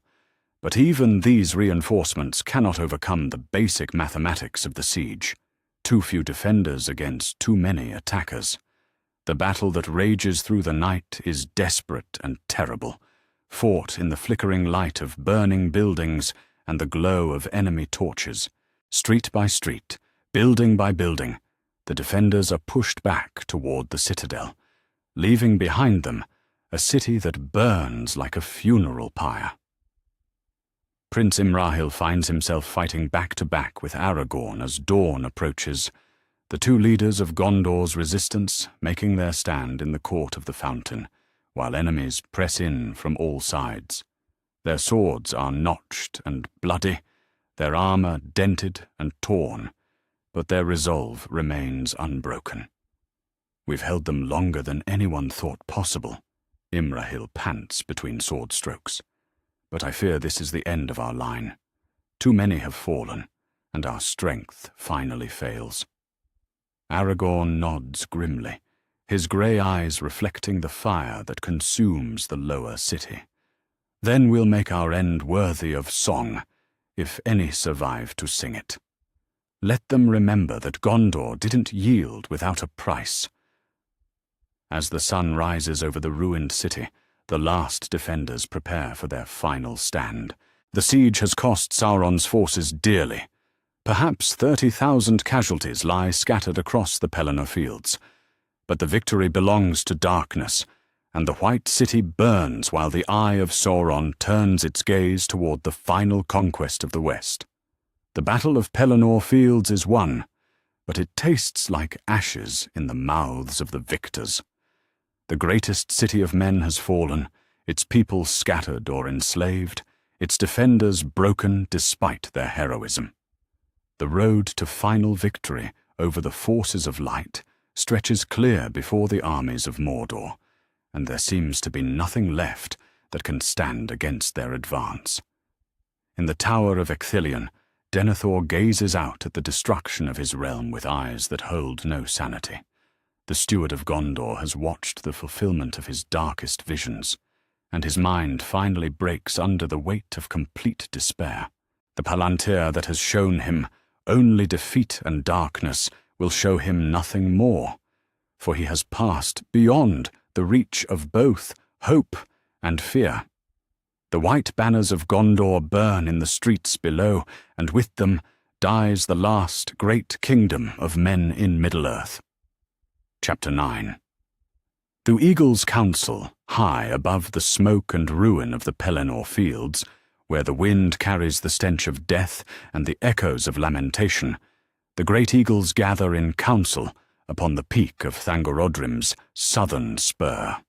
March 16th brings no relief from the darkness that has settled over Middle-earth like a funeral shroud, and even the keen eyes of the Wind Lords can find little cause for hope in the devastation spread below them. Gwaihir the Wind Lord circles the smoking ruins of Minas Tirith with wings that have borne wizards and kings, his golden eyes reflecting the flames that consume the greatest city of men. "Too long have we watched from afar," he cries, his voice like thunder rolling across the peaks. "Too long have we held to the ancient commands, while evil spreads unchecked across all the lands beneath the sky." The Valar gave us wings, not to perch idle while the world burns, but to be their instruments when the need is greatest. Below him, the assembled eagles of the misty mountains and the grey havens spread their wings in a display that would have awed mortal eyes had any been present to witness it. These are the children of Thorondor the Mighty, whose ancestors fought beside Eärendil in the skies above Thangorodrim, and whose loyalty to the cause of light runs deeper than the roots of mountains. Landroval, brother to Gwaihir and wisest of the eagles, save for the Windlord himself, mantles his great wings with the slow deliberation of one who has pondered long before speaking. His voice carries the weight of ages when he responds to his brother's call for action. The commands of Manwë were not given lightly, brother, he says, his tone heavy with the burden of ancient wisdom. We are to aid when the Valar themselves decree it, not when mortal hearts cry out for justice. How many times have kingdoms risen and fallen while we maintained our watch? How many wars have raged while we kept to the boundaries set for us by those who see further than we? The debate that follows echoes across the peaks like the clash of storm winds, each voice raised in argument that goes to the very heart of the eagle's purpose in Middle-earth. The younger eagles, led by Meneldor the Swift, speak with passion for its immediate action, while their elders counsel patience and adherence to the ancient laws. What good are laws when there is no one left to keep them? Meneldor demands, his voice sharp as winter wind through mountain passes. I have flown over the battlefields, seen the corpses stacked like cordwood where once proud cities stood. The Ents march to certain doom, the horses of Rohan lie still upon blood-soaked earth, and in the tower of Cirith Ungol, the ring-bearer awaits a fate that will doom us all. This last revelation strikes the council like a lightning bolt, for few among the eagles knew of the Hobbits' capture. Meneldor's intelligence, gathered through swift flights over enemy territory, paints a picture darker than any had imagined. Not only has the greatest city of men fallen, but the quest that offered the only hope of ultimate victory has itself failed. You have seen the halflings, Gwaihir asks, his voice tight with sudden urgency. You have confirmed their fate with your own eyes? Meneldor nods grimly, his golden eyes reflecting the pain of what he has witnessed. Both are held in the tower of Cirith Ungol under heavy guard. The smaller one fights still. I saw him break free of his chains twice, only to be recaptured. But the ring-bearer fades even as I speak. The burden has broken something vital in his spirit, and I fear that soon there will be nothing left to rescue. The news falls upon the council like a stone cast into still water, its implications rippling outward to touch every hope they have nurtured for the defeat of the Dark Lord. Without the destruction of the ring, all their efforts, all the courage of men and elves and dwarves becomes meaningless. Sauron's victory will be complete and permanent, lasting until the breaking of the world. As the eagles struggle with this darkest of tidings, another voice joins their council. Not the cry of a raptor, but the deeper tones of one who speaks for all the growing things of Middle-earth. Radagast the Brown arrives upon wings not his own, carried by a pair of great ravens, whose black feathers gleam with intelligence beyond that of mere birds. The Ents send word through root and branch, the wizard announces without preamble, his voice hoarse from long days of desperate travel. 20 march already toward the Black Gate, while twice that number mass in the ruins of Isengard. The trees themselves cry out for vengeance, and even my influence can barely restrain them from acts of utter folly. The brown wizard's appearance among them serves as a stark reminder of how far the situation has deteriorated. Radagast has always been the most reluctant of the Istari to involve himself in the wars of speaking peoples, preferring the company of beasts and birds to the councils of kings. That he comes now, bearing pleas for aid, speaks to the truly desperate nature of their circumstances. "What would you have us do?" Landroval asks, though his tone suggests he already knows the answer will trouble him greatly. "We are not gods, to rewrite the patterns of fate according to our will. Even if we were to act, what could wings and talons accomplish against the assembled might of Mordor?" Radagast fixes the great eagle with eyes that burn with an inner fire, the same light that once shone in the trees of Valinor before the world knew darkness. "You could carry hope where hope has failed. You could bear rescue to those who have given all in service to the light. And perhaps you could carry a message to those who have the power to change all our fates." The wizard speaks then of possibilities that make even the bold hearts of the eagles quail, of a desperate flight to Mount Doom itself, where the fires that forged the ring still burn with power to unmake it. The plan is madness by any rational measure, but in times when reason has failed, madness may be the only path to salvation. "It would mean the end of our neutrality," Gwaihir says slowly, weighing each word like precious gold. "Once we act directly in the affairs of Middle-earth, we can never again claim the protection of ancient law. Some among us would surely perish, and those who survive would bear the weight of that choice for all the long years to come." The debate that follows lasts until the stars wheel overhead, each eagle wrestling with the choice between duty and action, between the safety of tradition and the desperate gamble that might yet preserve what they hold most dear. In the end, the decision splits the great birds as Radagast predicted it would. Landroval and the eldest of the eagles choose to maintain their ancient watch, holding true to the commands of the Valar, regardless of the cost. They will remain in the high places, ready to serve if called by powers greater than themselves, but unwilling to act on mortal imperatives alone. But Gwaihir and Meneldor, along with a dozen of the younger, fiercer eagles, spread their wings for a flight that may well be their last. They have chosen action over safety, hope over certainty, and the possibility of redemption over the guarantee of their own preservation. "We fly at dawn," Gwaihir announces, his voice ringing across the peaks like a battle cry. "Let those who would join us prepare for the longest flight of our lives. We go to Mount Doom, to the heart of the enemy's power, and there we will either find victory or die in the attempt."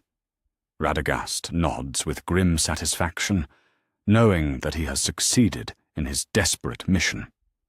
The eagles may not be enough to turn the tide of war, but they represent the last hope for those who fight in darkness, while the great powers debate the proper forms of intervention. As the council disperses, each eagle following the path that duty and conscience have marked for them, the wizard remains upon the peak, staring eastward toward the glow that marks the borders of Mordor. In his heart burns a spark of hope that has nearly been extinguished by the weight of recent disasters. "Fly swift and true, my friends," he whispers to the wind that will carry his words to the departing eagles. "Carry with you the prayers of all who love the light, and may your courage prove greater than the darkness that seeks to devour us all. Below them, the world lies in shadow, its peoples scattered, and its great cities burning. But above, where the clean wind blows free from the taint of Mordor, hope takes wing in the form of creatures whose loyalty runs deeper than fear, and whose love of freedom burns brighter than the fires of the enemy.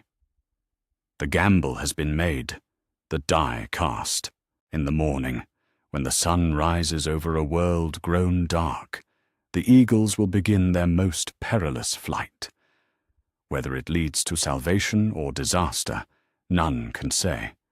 But at least the sky will not remain empty while evil triumphs below. The council of the eagles is ended, but their greatest test has only just begun. In the choice between ancient duty and desperate need, they have chosen to write a new chapter in the annals of Middle-earth, one that will be remembered long after the last stone of Minas Tirith has crumbled to dust. The wind carries them eastward toward an uncertain dawn, bearing upon its currents the last hope of a world that teeters on the brink of eternal darkness. Chapter 10. Mount Doom's Guardians. The road to Mount Doom stretches before Sam Gamgee like a path through the very heart of despair, each step a monumental effort as he half carries, half drags his master across the desolate plains of Gorgoroth. March 17th brings no dawn to this accursed land, only a lessening of the darkness that shrouds the realm of the shadow in perpetual twilight. Behind them, the tower of Cirith Ungol burns like a torch against the black sky, the funeral pyre of their escape, bought with the blood of orcs who fell upon each other in the chaos that followed Sauron's summons to war. The escape came not through any plan of theirs, but through the madness of greed that consumes even the servants of darkness. When word reached the tower that the ring was within its walls, every orc company for leagues around converged on Cirith Ungol, each seeking to claim the prize for their own advancement. In the battle that followed, Sam had found his chance, a single moment when guard turned upon guard, and the hobbits were forgotten in the frenzy of civil war. Now they struggle across a landscape that seems designed to crush the spirit of any living thing foolish enough to trespass upon it. Frodo can barely stand, his strength sapped by weeks of captivity, and the ever-growing weight of the ring around his neck. The golden chain has worn grooves in his flesh, and his eyes hold the glassy stare of one who looks upon visions that mortal minds were not meant to witness. "I can't, Sam," Frodo whispers, his voice barely audible above the distant rumble of Mount Doom's fires. "It's too heavy. The ring, it calls to him. He knows we're here. He knows what we mean to do." Sam adjusts his grip on his master's arm, his own strength flagging but his loyalty burning bright as ever. The faithful gardener has carried more than his share of their burden for so long that the weight no longer surprises him, but the sight of Frodo's deterioration cuts deeper than any blade. "Just a bit further, Mr. Frodo," he says, though his voice wavers with exhaustion and doubt. "We've come so far already. We can't give up now, not when we're this close." But close is a relative term in this place, where hope goes to die. Mount Doom rises before them, like a titan's fist thrust through the earth's crust, its peak wreathed in flame and shadow that speak of powers older and darker than the memory of elves. What should have been a final desperate dash to the Sammath Naur has become an impossible assault on a fortress more heavily defended than the Dark Tower itself. Where once Sauron's hasty redeployment of forces might have left the cracks of Doom lightly guarded, now the Dark Lord's strategic patience has allowed him to maintain full strength at the most crucial location. The slopes of Mount Doom crawl with patrols of orcs and trolls, while overhead the Nazgul circle like carrion birds, their fell shrieks echoing across the wasteland with sounds that freeze the blood in mortal veins. "More guards than there should be," Sam mutters, studying the black figures that move across the volcanic slopes with military precision. In all the tales, there was never mention of so many enemies at the very end. The truth that neither hobbit can bring himself to voice is that their quest has become impossible by any measure. The very success of their enemy's strategy has made their mission a futile gesture. Brave, perhaps, but doomed to failure against odds that would challenge an army of heroes. As they struggle up the lower slopes of the mountain, a new horror reveals itself. The entrance to the Samath Nar, the chambers of fire where the ring was forged in the elder days, is no longer the lonely cavern of legend. Instead, it bristles with the banners of Numenor's fallen sons, the black Númenóreans who serve the shadow with all the skill and malice of their royal blood. At their head stands the mouth of Sauron himself, that fell herald whose true name has been forgotten even by the archives of the Dark Tower. His black armor gleams with a malevolent light, and his helm bears the eye of his master wrought in gold and flame. Behind him, a full company of the Dark Lord's most trusted servants maintains guard over the place where all their plans must succeed or fail. "The ring-bearer comes at last," the mouth declares, his voice carrying across the slopes with supernatural clarity.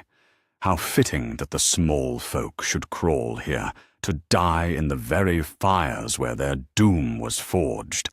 Come then, little spies. Come and face the justice that awaits all who would defy the will of the Dark Lord. Frodo staggers to a halt, his remaining strength finally failing him, as the full magnitude of their situation becomes clear. The ring pulses against his chest like a second heart, its whispers now a roar that drowns out all other sound.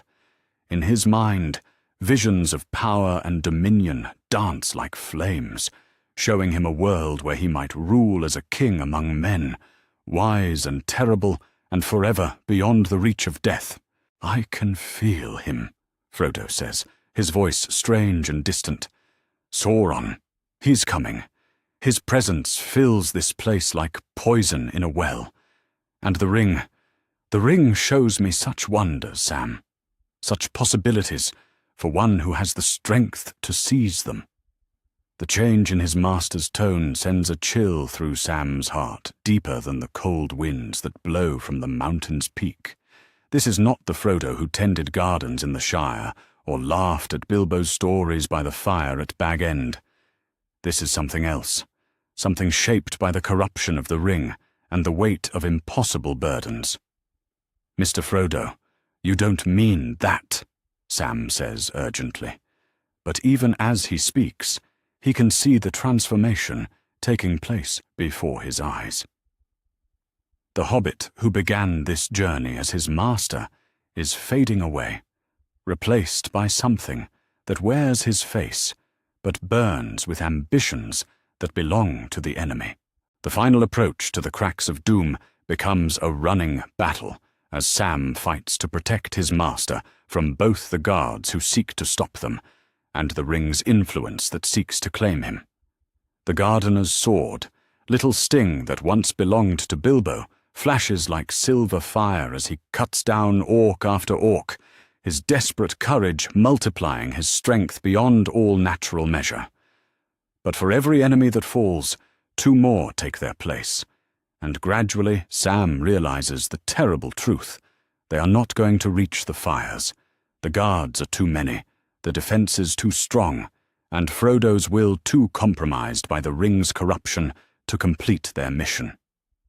It is then that Gollum arrives, drawn by the proximity of his precious and the chaos of battle that rages around the mountain's peak. The wretched creature falls upon the nearest orc with claws and teeth, his madness giving him strength that surprises even the hardened warriors of Mordor. "My precious!" he shrieks, his voice cutting through the din of battle like a knife through silk. "Give it back, thieves! Give back what Sméagol lost!" The creature's intervention creates confusion in the enemy ranks, but the presence of so many guards complicates his desperate gambit. Where once he might have slipped unseen to the cracks of doom, now he must fight his way through a company of the Dark Lord's finest warriors, while battling both hobbit and orc for possession of the ring. The struggle that follows takes place on the very edge of the precipice, where the fires of Mount Doom roar like the voice of creation itself. Frodo, his mind finally breaking under the combined weight of the ring's influence and the overwhelming opposition they face, claims the One Ring with words that echo across the Samath Naur like a bell tolling the end of hope. "I do not choose now to do what I came to do," he declares, his voice ringing with power that belongs to neither hobbit nor man. "The ring is mine." The moment the ring slides onto his finger, every eye in Mordor turns toward Mount Doom. Sauron's attention focuses like a burning lens upon the place where his precious treasure has at last revealed itself, and his triumph seems complete beyond all possibility of reversal. At last, the Dark Lord speaks, and his voice shakes the very foundations of the mountain. "At last my ring returns to me, borne by one too weak to resist its power. Come to me, ring-bearer. Come and kneel before your new master." Sam watches in horror as his friend and master stands transformed by the ring's power. No longer the simple hobbit from the Shire, but something that burns with ambitions that could reshape the world. The faithful gardener raises his sword with hands that shake, knowing that he may be forced to choose between his loyalty and his duty to all living things. Around them, the guards of the Samath Naur close in with weapons drawn, their victory assured, and their master's triumph finally at hand. The ring has claimed its bearer completely, the quest has failed, and the darkness that began in the Elder Days spreads its wings to cover all of Middle-earth in shadow everlasting. But even in this moment of ultimate defeat, when all hope seems lost and the enemy stands upon the threshold of final victory, the fires of Mount Doom burn on. The same flames that forged the ring in malice and hate still possess the power to unmake it, if only someone can find the strength to cast it into their depths. The fate of Middle-earth hangs by the thinnest of threads, and the next moments will determine whether that thread will hold or snap beneath the weight of darkness triumphant. Chapter 11. The Light of Erendil's Last Stand. In the golden woods of Lothlorien, where time flows like honey and the malice of the outer world has never found foothold, Galadriel feels the first tremor of ultimate defeat as her ring Nenya shivers upon her finger. March 17th brings no dawn to the realm of the Galadrim, for the light that has protected their borders for 3,000 years begins to fail as Sauron's power reaches its apex. The Lady of the Wood stands beside the mirror that has shown her so many futures, and for the first time since the Elder Days, her ancient eyes reflect not wisdom, but despair. "The hour has come," she whispers to the wind that carries no comfort. The light fails, the ring is claimed, and all the works of ages crumble beneath the weight of a single hobbit's broken will. The failure of Nenya sends ripples through all the hidden places where the power of the elves has held back the darkness, and across Middle-earth, those who have long looked to the guardians of light for hope feel their hearts fail as surely as if winter had come to claim their souls forever. But even as despair spreads like poison through the hearts of the free peoples, other powers stir to answer the crisis. High above the fires of Mount Doom, where the smoke and ash create a ceiling that blocks out all natural light, the great eagles led by Gwaihir descend through the sulphurous clouds with wings that thunder like the voice of storms themselves. The attack comes without warning, sweeping down upon the guards of the Samath Naur, with talons that rend armor like parchment and beaks that pierce shields as though they were made of cloth rather than steel. The mouth of Sauron, caught in the midst of his gloating triumph, raises his sword against opponents whose size and fury he had never imagined facing. "Stand fast!" he bellows to his black Númenóreans, but his voice wavers with sudden uncertainty. They are but birds. Great birds, yes, but flesh and bone nonetheless. Yet even as he speaks, Meneldor the Swift strikes like a bolt from the clear sky, his claws raking across the herald's black helm with force enough to stagger a troll. The eagle's cry echoes across the mountainside, a sound of such primal power that even the orcs of Mordor pause in their advance, their black hearts touched by something older than fear. In the chaos that follows the eagle's assault, Gandalf the White arrives upon wings not his own, carried by Gwaihir through air thick with smoke and malice toward the place where all fates must be decided. The wizard has abandoned the defense of Minas Tirith in its final hour, leaving behind the burning ruins of the greatest city of men to make one last gambit for the salvation of Middle-earth. "Set me down at the threshold," Gandalf commands, his voice carrying clearly despite the din of battle that rages around the mountain's peak. This is a deed that must be done by those who bear the burden, not by those who would carry them. The wizard's arrival brings with it a light that seems to drive back the very darkness of Mordor itself. His staff blazes like a star fallen to earth, and where his light touches the servants of the enemy, they shriek and cower as though touched by fire. But even Gandalf's power cannot alter the fundamental reality of their situation. The ring has been claimed, its bearer corrupted, and Sauron's victory seems assured. It is then that Sam Gamgee, faithful gardener of the Shire, makes his choice between despair and duty.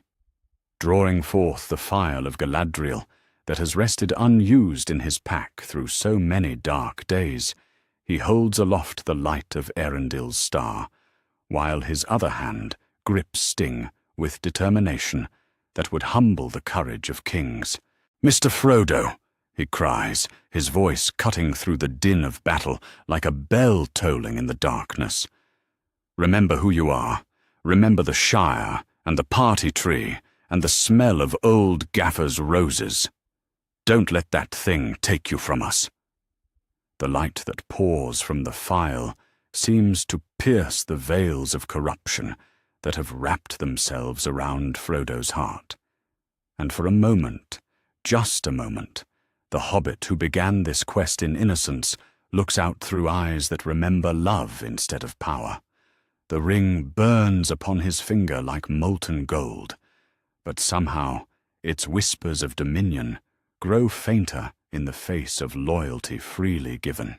The mouth of Sauron, bleeding from the eagle's attack but still standing, raises his sword towards the hobbits with a laugh that speaks of madness and malice intertwined.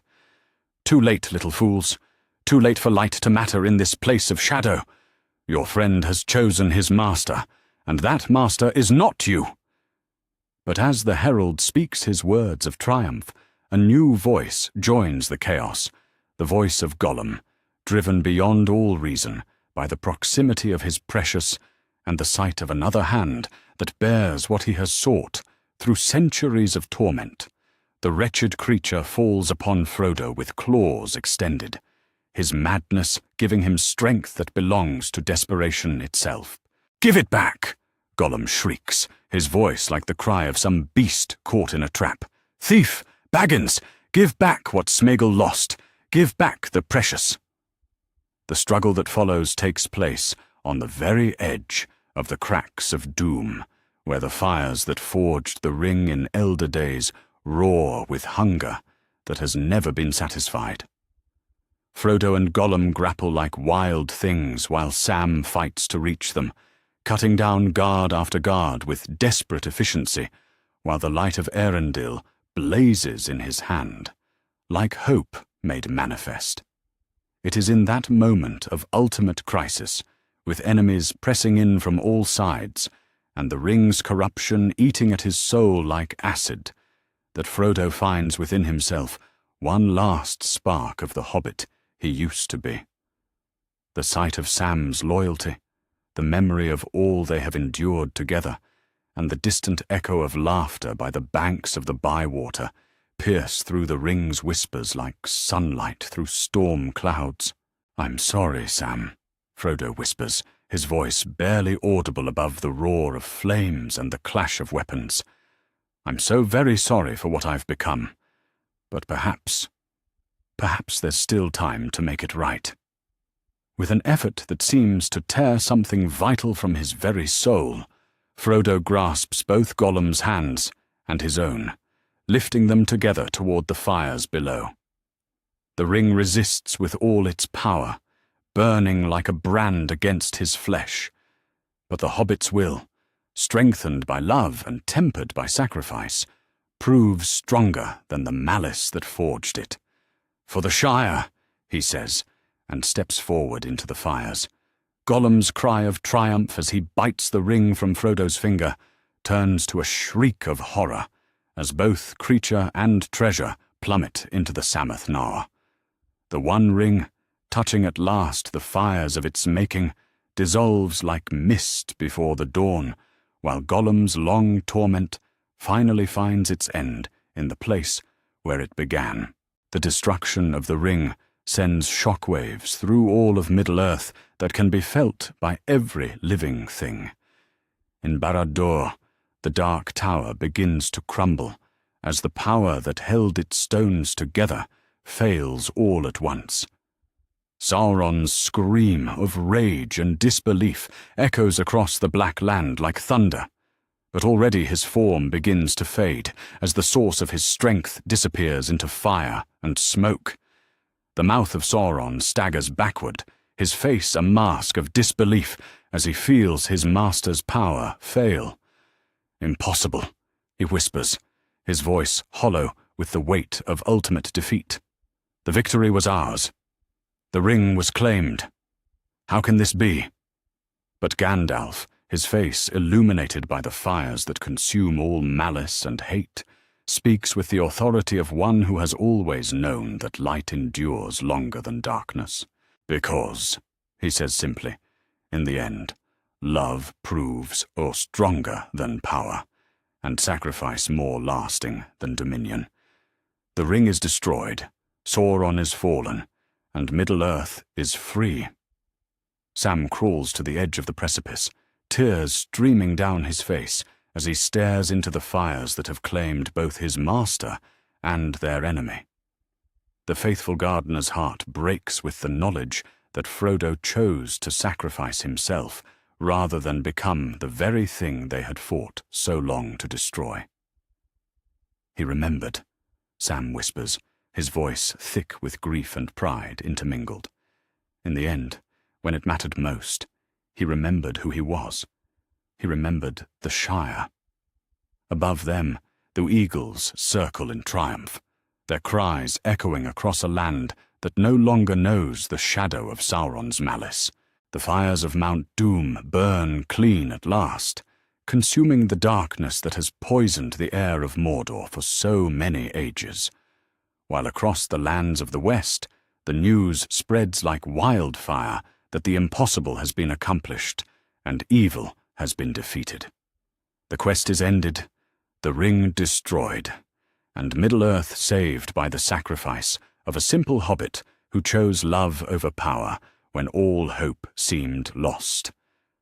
But the cost of that victory will be remembered for all the ages of the world, written in the tears of those who loved him and the gratitude of all who live in the light. He died to preserve. Chapter 12. The age of men begins in shadow. 6 months have passed since the fires of Mount Doom consumed both ring and ring-bearer, and still the smoke rises from the ruins of what was once the greatest city in Middle-earth. The white tree of Gondor stands blackened in the court of the fountain, its ancient branches scarred by fire and siege, yet from its roots new shoots emerge with the stubborn persistence of hope refusing to die. Around it, the wreckage of Minas Tirith tells a story written in broken stone, and the graves of heroes whose names will echo through all the ages to come. King Elisar, For Aragorn has at last claimed the throne that was his birthright, sits upon a chair carved from the ruins of the old throne, his crown a simple circlet of silver wrought by the smiths of Dol Amroth from metal salvaged from the wreckage. The ceremony of his coronation was unlike any in the annals of Gondor, held not in the great hall that no longer stands, but in the open air, where all might witness the beginning of a reign born from ashes and watered with the blood of heroes. My lords and ladies of Gondor, the king speaks to the assembled survivors, his voice carrying across the ruined courtyard where once the great and mighty gathered in splendor. We stand today, not in the triumph we might have wished, but in the victory we have earned through sacrifice beyond measure. The realm I inherit is broken, its people scattered, its cities burned. But it is free, and in that freedom lies the seed of all that we may yet accomplish. The crowd that answers his words with weary cheers numbers barely half of what once filled these courts. Prince Imrahil stands at the king's right hand, his face bearing new lines carved by months of desperate fighting and the weight of command in impossible circumstances. Behind him, the remaining knights of Dol Amroth form a honor guard, whose numbers speak eloquently of the price paid for this day. Eomer, king of Rohan, attends the coronation, but his presence brings little joy to those who remember the great host that once rode beneath the banner of the White Horse. The new king of the Mark limps from wounds that have never fully healed, and behind him ride fewer than 800 Rohirrim, all that remain of the once mighty Eord that followed Theoden to glory and death upon the Pelennor fields. The horses run free in Rohan again, Eomer reports to his brother king, his voice heavy with the weight of rebuilding a kingdom from the fragments of its former glory. But it will be many years before we can field the riders that our fathers knew. The young men must grow to manhood, the herds must multiply, and the songs must teach new hearts the valor of those who fell. In the months that follow the coronation, the work of rebuilding begins with the slow patience of those who understand that generations will pass before Middle-earth recovers from the wounds inflicted by this darkest of wars. Minas Tirith rises again, stone by stone, but its new walls are lower than the old, its towers less proud, its beauty tempered by the memory of how quickly glory can fall to ash. From Dol Amroth come ships bearing craftsmen and supplies, while the dwarf lords of Erebor send both gold and masters of stone to aid in the restoration. But the work proceeds slowly, hampered by the simple reality that too many skilled hands lie buried beneath the ruins they once built, and too much knowledge died with the masters who possessed it. It is in this time of rebuilding that Sam Gamgee finds his unexpected calling as the keeper of their tale. The gardener from the Shire, who began this journey as the most humble member of the Fellowship, now bears the weight of preserving the memory of deeds that saved the world. His simple words, set down in careful script learned from the scribes of Minas Tirith, become the foundation upon which all later chronicles will rest. Mr. Frodo was the bravest of us all, Sam writes by candlelight, in a chamber overlooking the harbour of Dol Amroth, where Prince Imrahil has given him sanctuary while he completes his great work. Not because he felt no fear, but because he carried on despite it. In the end, when the ring would have made him its slave, he chose to die free rather than live in chains. That's the truth of it, though I know some will say different in the years to come. The task of chronicling their journey proves more difficult than Sam ever imagined, not only for the pain of reliving moments of loss and terror, but for the weight of knowing that his words will shape how future generations remember the friends who will never come home. He writes of Boromir's courage and Aragorn's nobility, of Legolas and Gimli's unlikely friendship, of Gandalf's wisdom and Frodo's sacrifice. But always the words feel insufficient to capture the truth of what they shared. Meanwhile, in Lothlorien and Rivendell, the elves prepare for departures that come decades earlier than they might have in gentler times. Galadriel's ring Nenya, its power spent in the final battle against the Shadow, no longer sustains the timeless realm of the Galadrim. Without its protection, the golden woods begin their slow fade toward autumn, beautiful still, but touched with the melancholy of endings. The time of the elves passes more swiftly now, Elrond tells Gandalf during one of the wizards' visits to Rivendell, as they walk through gardens that grow more mortal with each passing season. The damage wrought by this war runs deeper than broken stones or burned fields. Something vital has been torn from the very fabric of Middle-earth, and it will not soon be mended. The ships that sail from the Grey Havens carry with them not only the great of the elder days, but also much of the wisdom and beauty that sustained Middle-earth through its darkest hours. Each departure makes the world a little smaller, a little more ordinary, a little more dependent on the courage of mortal hearts to find hope in the growing darkness. Gandalf himself remains longer than he might have otherwise, his white robes a familiar sight in the courts of King Elessar, as he aids in the great work of restoration.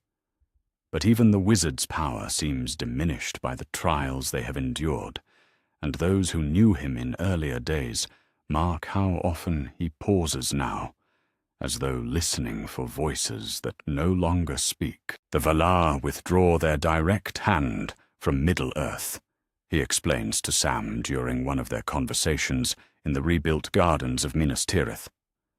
Not from lack of love, but because the time has come for the children of Ilúvatar to find their own path forward. The age of men truly begins now, with all the burden and glory that such a responsibility entails. The Hobbits of the Shire, when Sam finally returns to them after 2 years of absence, find their friend changed beyond recognition. The simple gardener who left Hobbiton in Frodo's company has become something approaching a lord among his people, though he wears his authority with the same quiet grace he once brought to tending flowers. Under Sam's guidance, the Shire flourishes as never before, its green fields and carefully tended gardens becoming a symbol of what can be accomplished when wisdom guides willing hands. He serves many years as mayor, though he always insists that he holds the office in trust for another who will never return to claim it. There's always another season coming, Sam tells the young hobbits, who gather to hear his tales of the great world beyond their borders. Winter might be long and hard, but spring follows after, sure as the sun rises. Mr. Frodo taught me that, and though he's gone now, the truth of it remains. The children listen with wide eyes to stories of wizards and kings, of eagles and ents, of dark towers falling and great cities burning. But always Sam returns to the simple truth that sustained him through the darkest hours, that love endures longer than malice, that hope survives even the death of hope itself, and that the smallest person can change the course of history if they have the courage to do what must be done. Years pass, then decades, and gradually Middle-earth heals from the wounds inflicted by its greatest war. New generations are born who know the Shadow only from stories, who grow up in freedom purchased by sacrifices they can barely comprehend. The names of the Fellowship become legend, their deeds the stuff of songs that inspire courage in those who face lesser, but still real, challenges. Minas Tirith rises again, more beautiful than before, for being built with knowledge hard won through loss. Rohan's horses run free across pastures where the grass grows green above the graves of heroes. The Shire prospers in peace that seems almost magical to those who remember darker times. And in Dol Amroth, where the sea wind carries the scent of distant shores, Sam Gamgee puts down his pen at last, his great work complete. The age of men has begun in shadow, but from that shadow emerges a light tempered by wisdom, and strengthened by the knowledge that freedom is never free, that peace must always be earned, and that hope, however fragile, however costly, endures longer than the malice that would destroy it. In the end, that may be the greatest victory of all. Not that evil was defeated, but that good survived to flourish in the world evil left behind. The price was terrible, the cost beyond all reckoning, but the kingdom that emerges from the ashes stands stronger for having been tested in the furnace of ultimate trial. And in the gardens of the Shire, where Sam Gamgee tends flowers that bloom more brightly for being planted in soil watered by tears, the memory of Frodo Baggins lives on, not as a tale of corruption and redemption, but as a reminder that even the smallest light can drive back the greatest darkness, if only one has the courage to keep it burning until the dawn.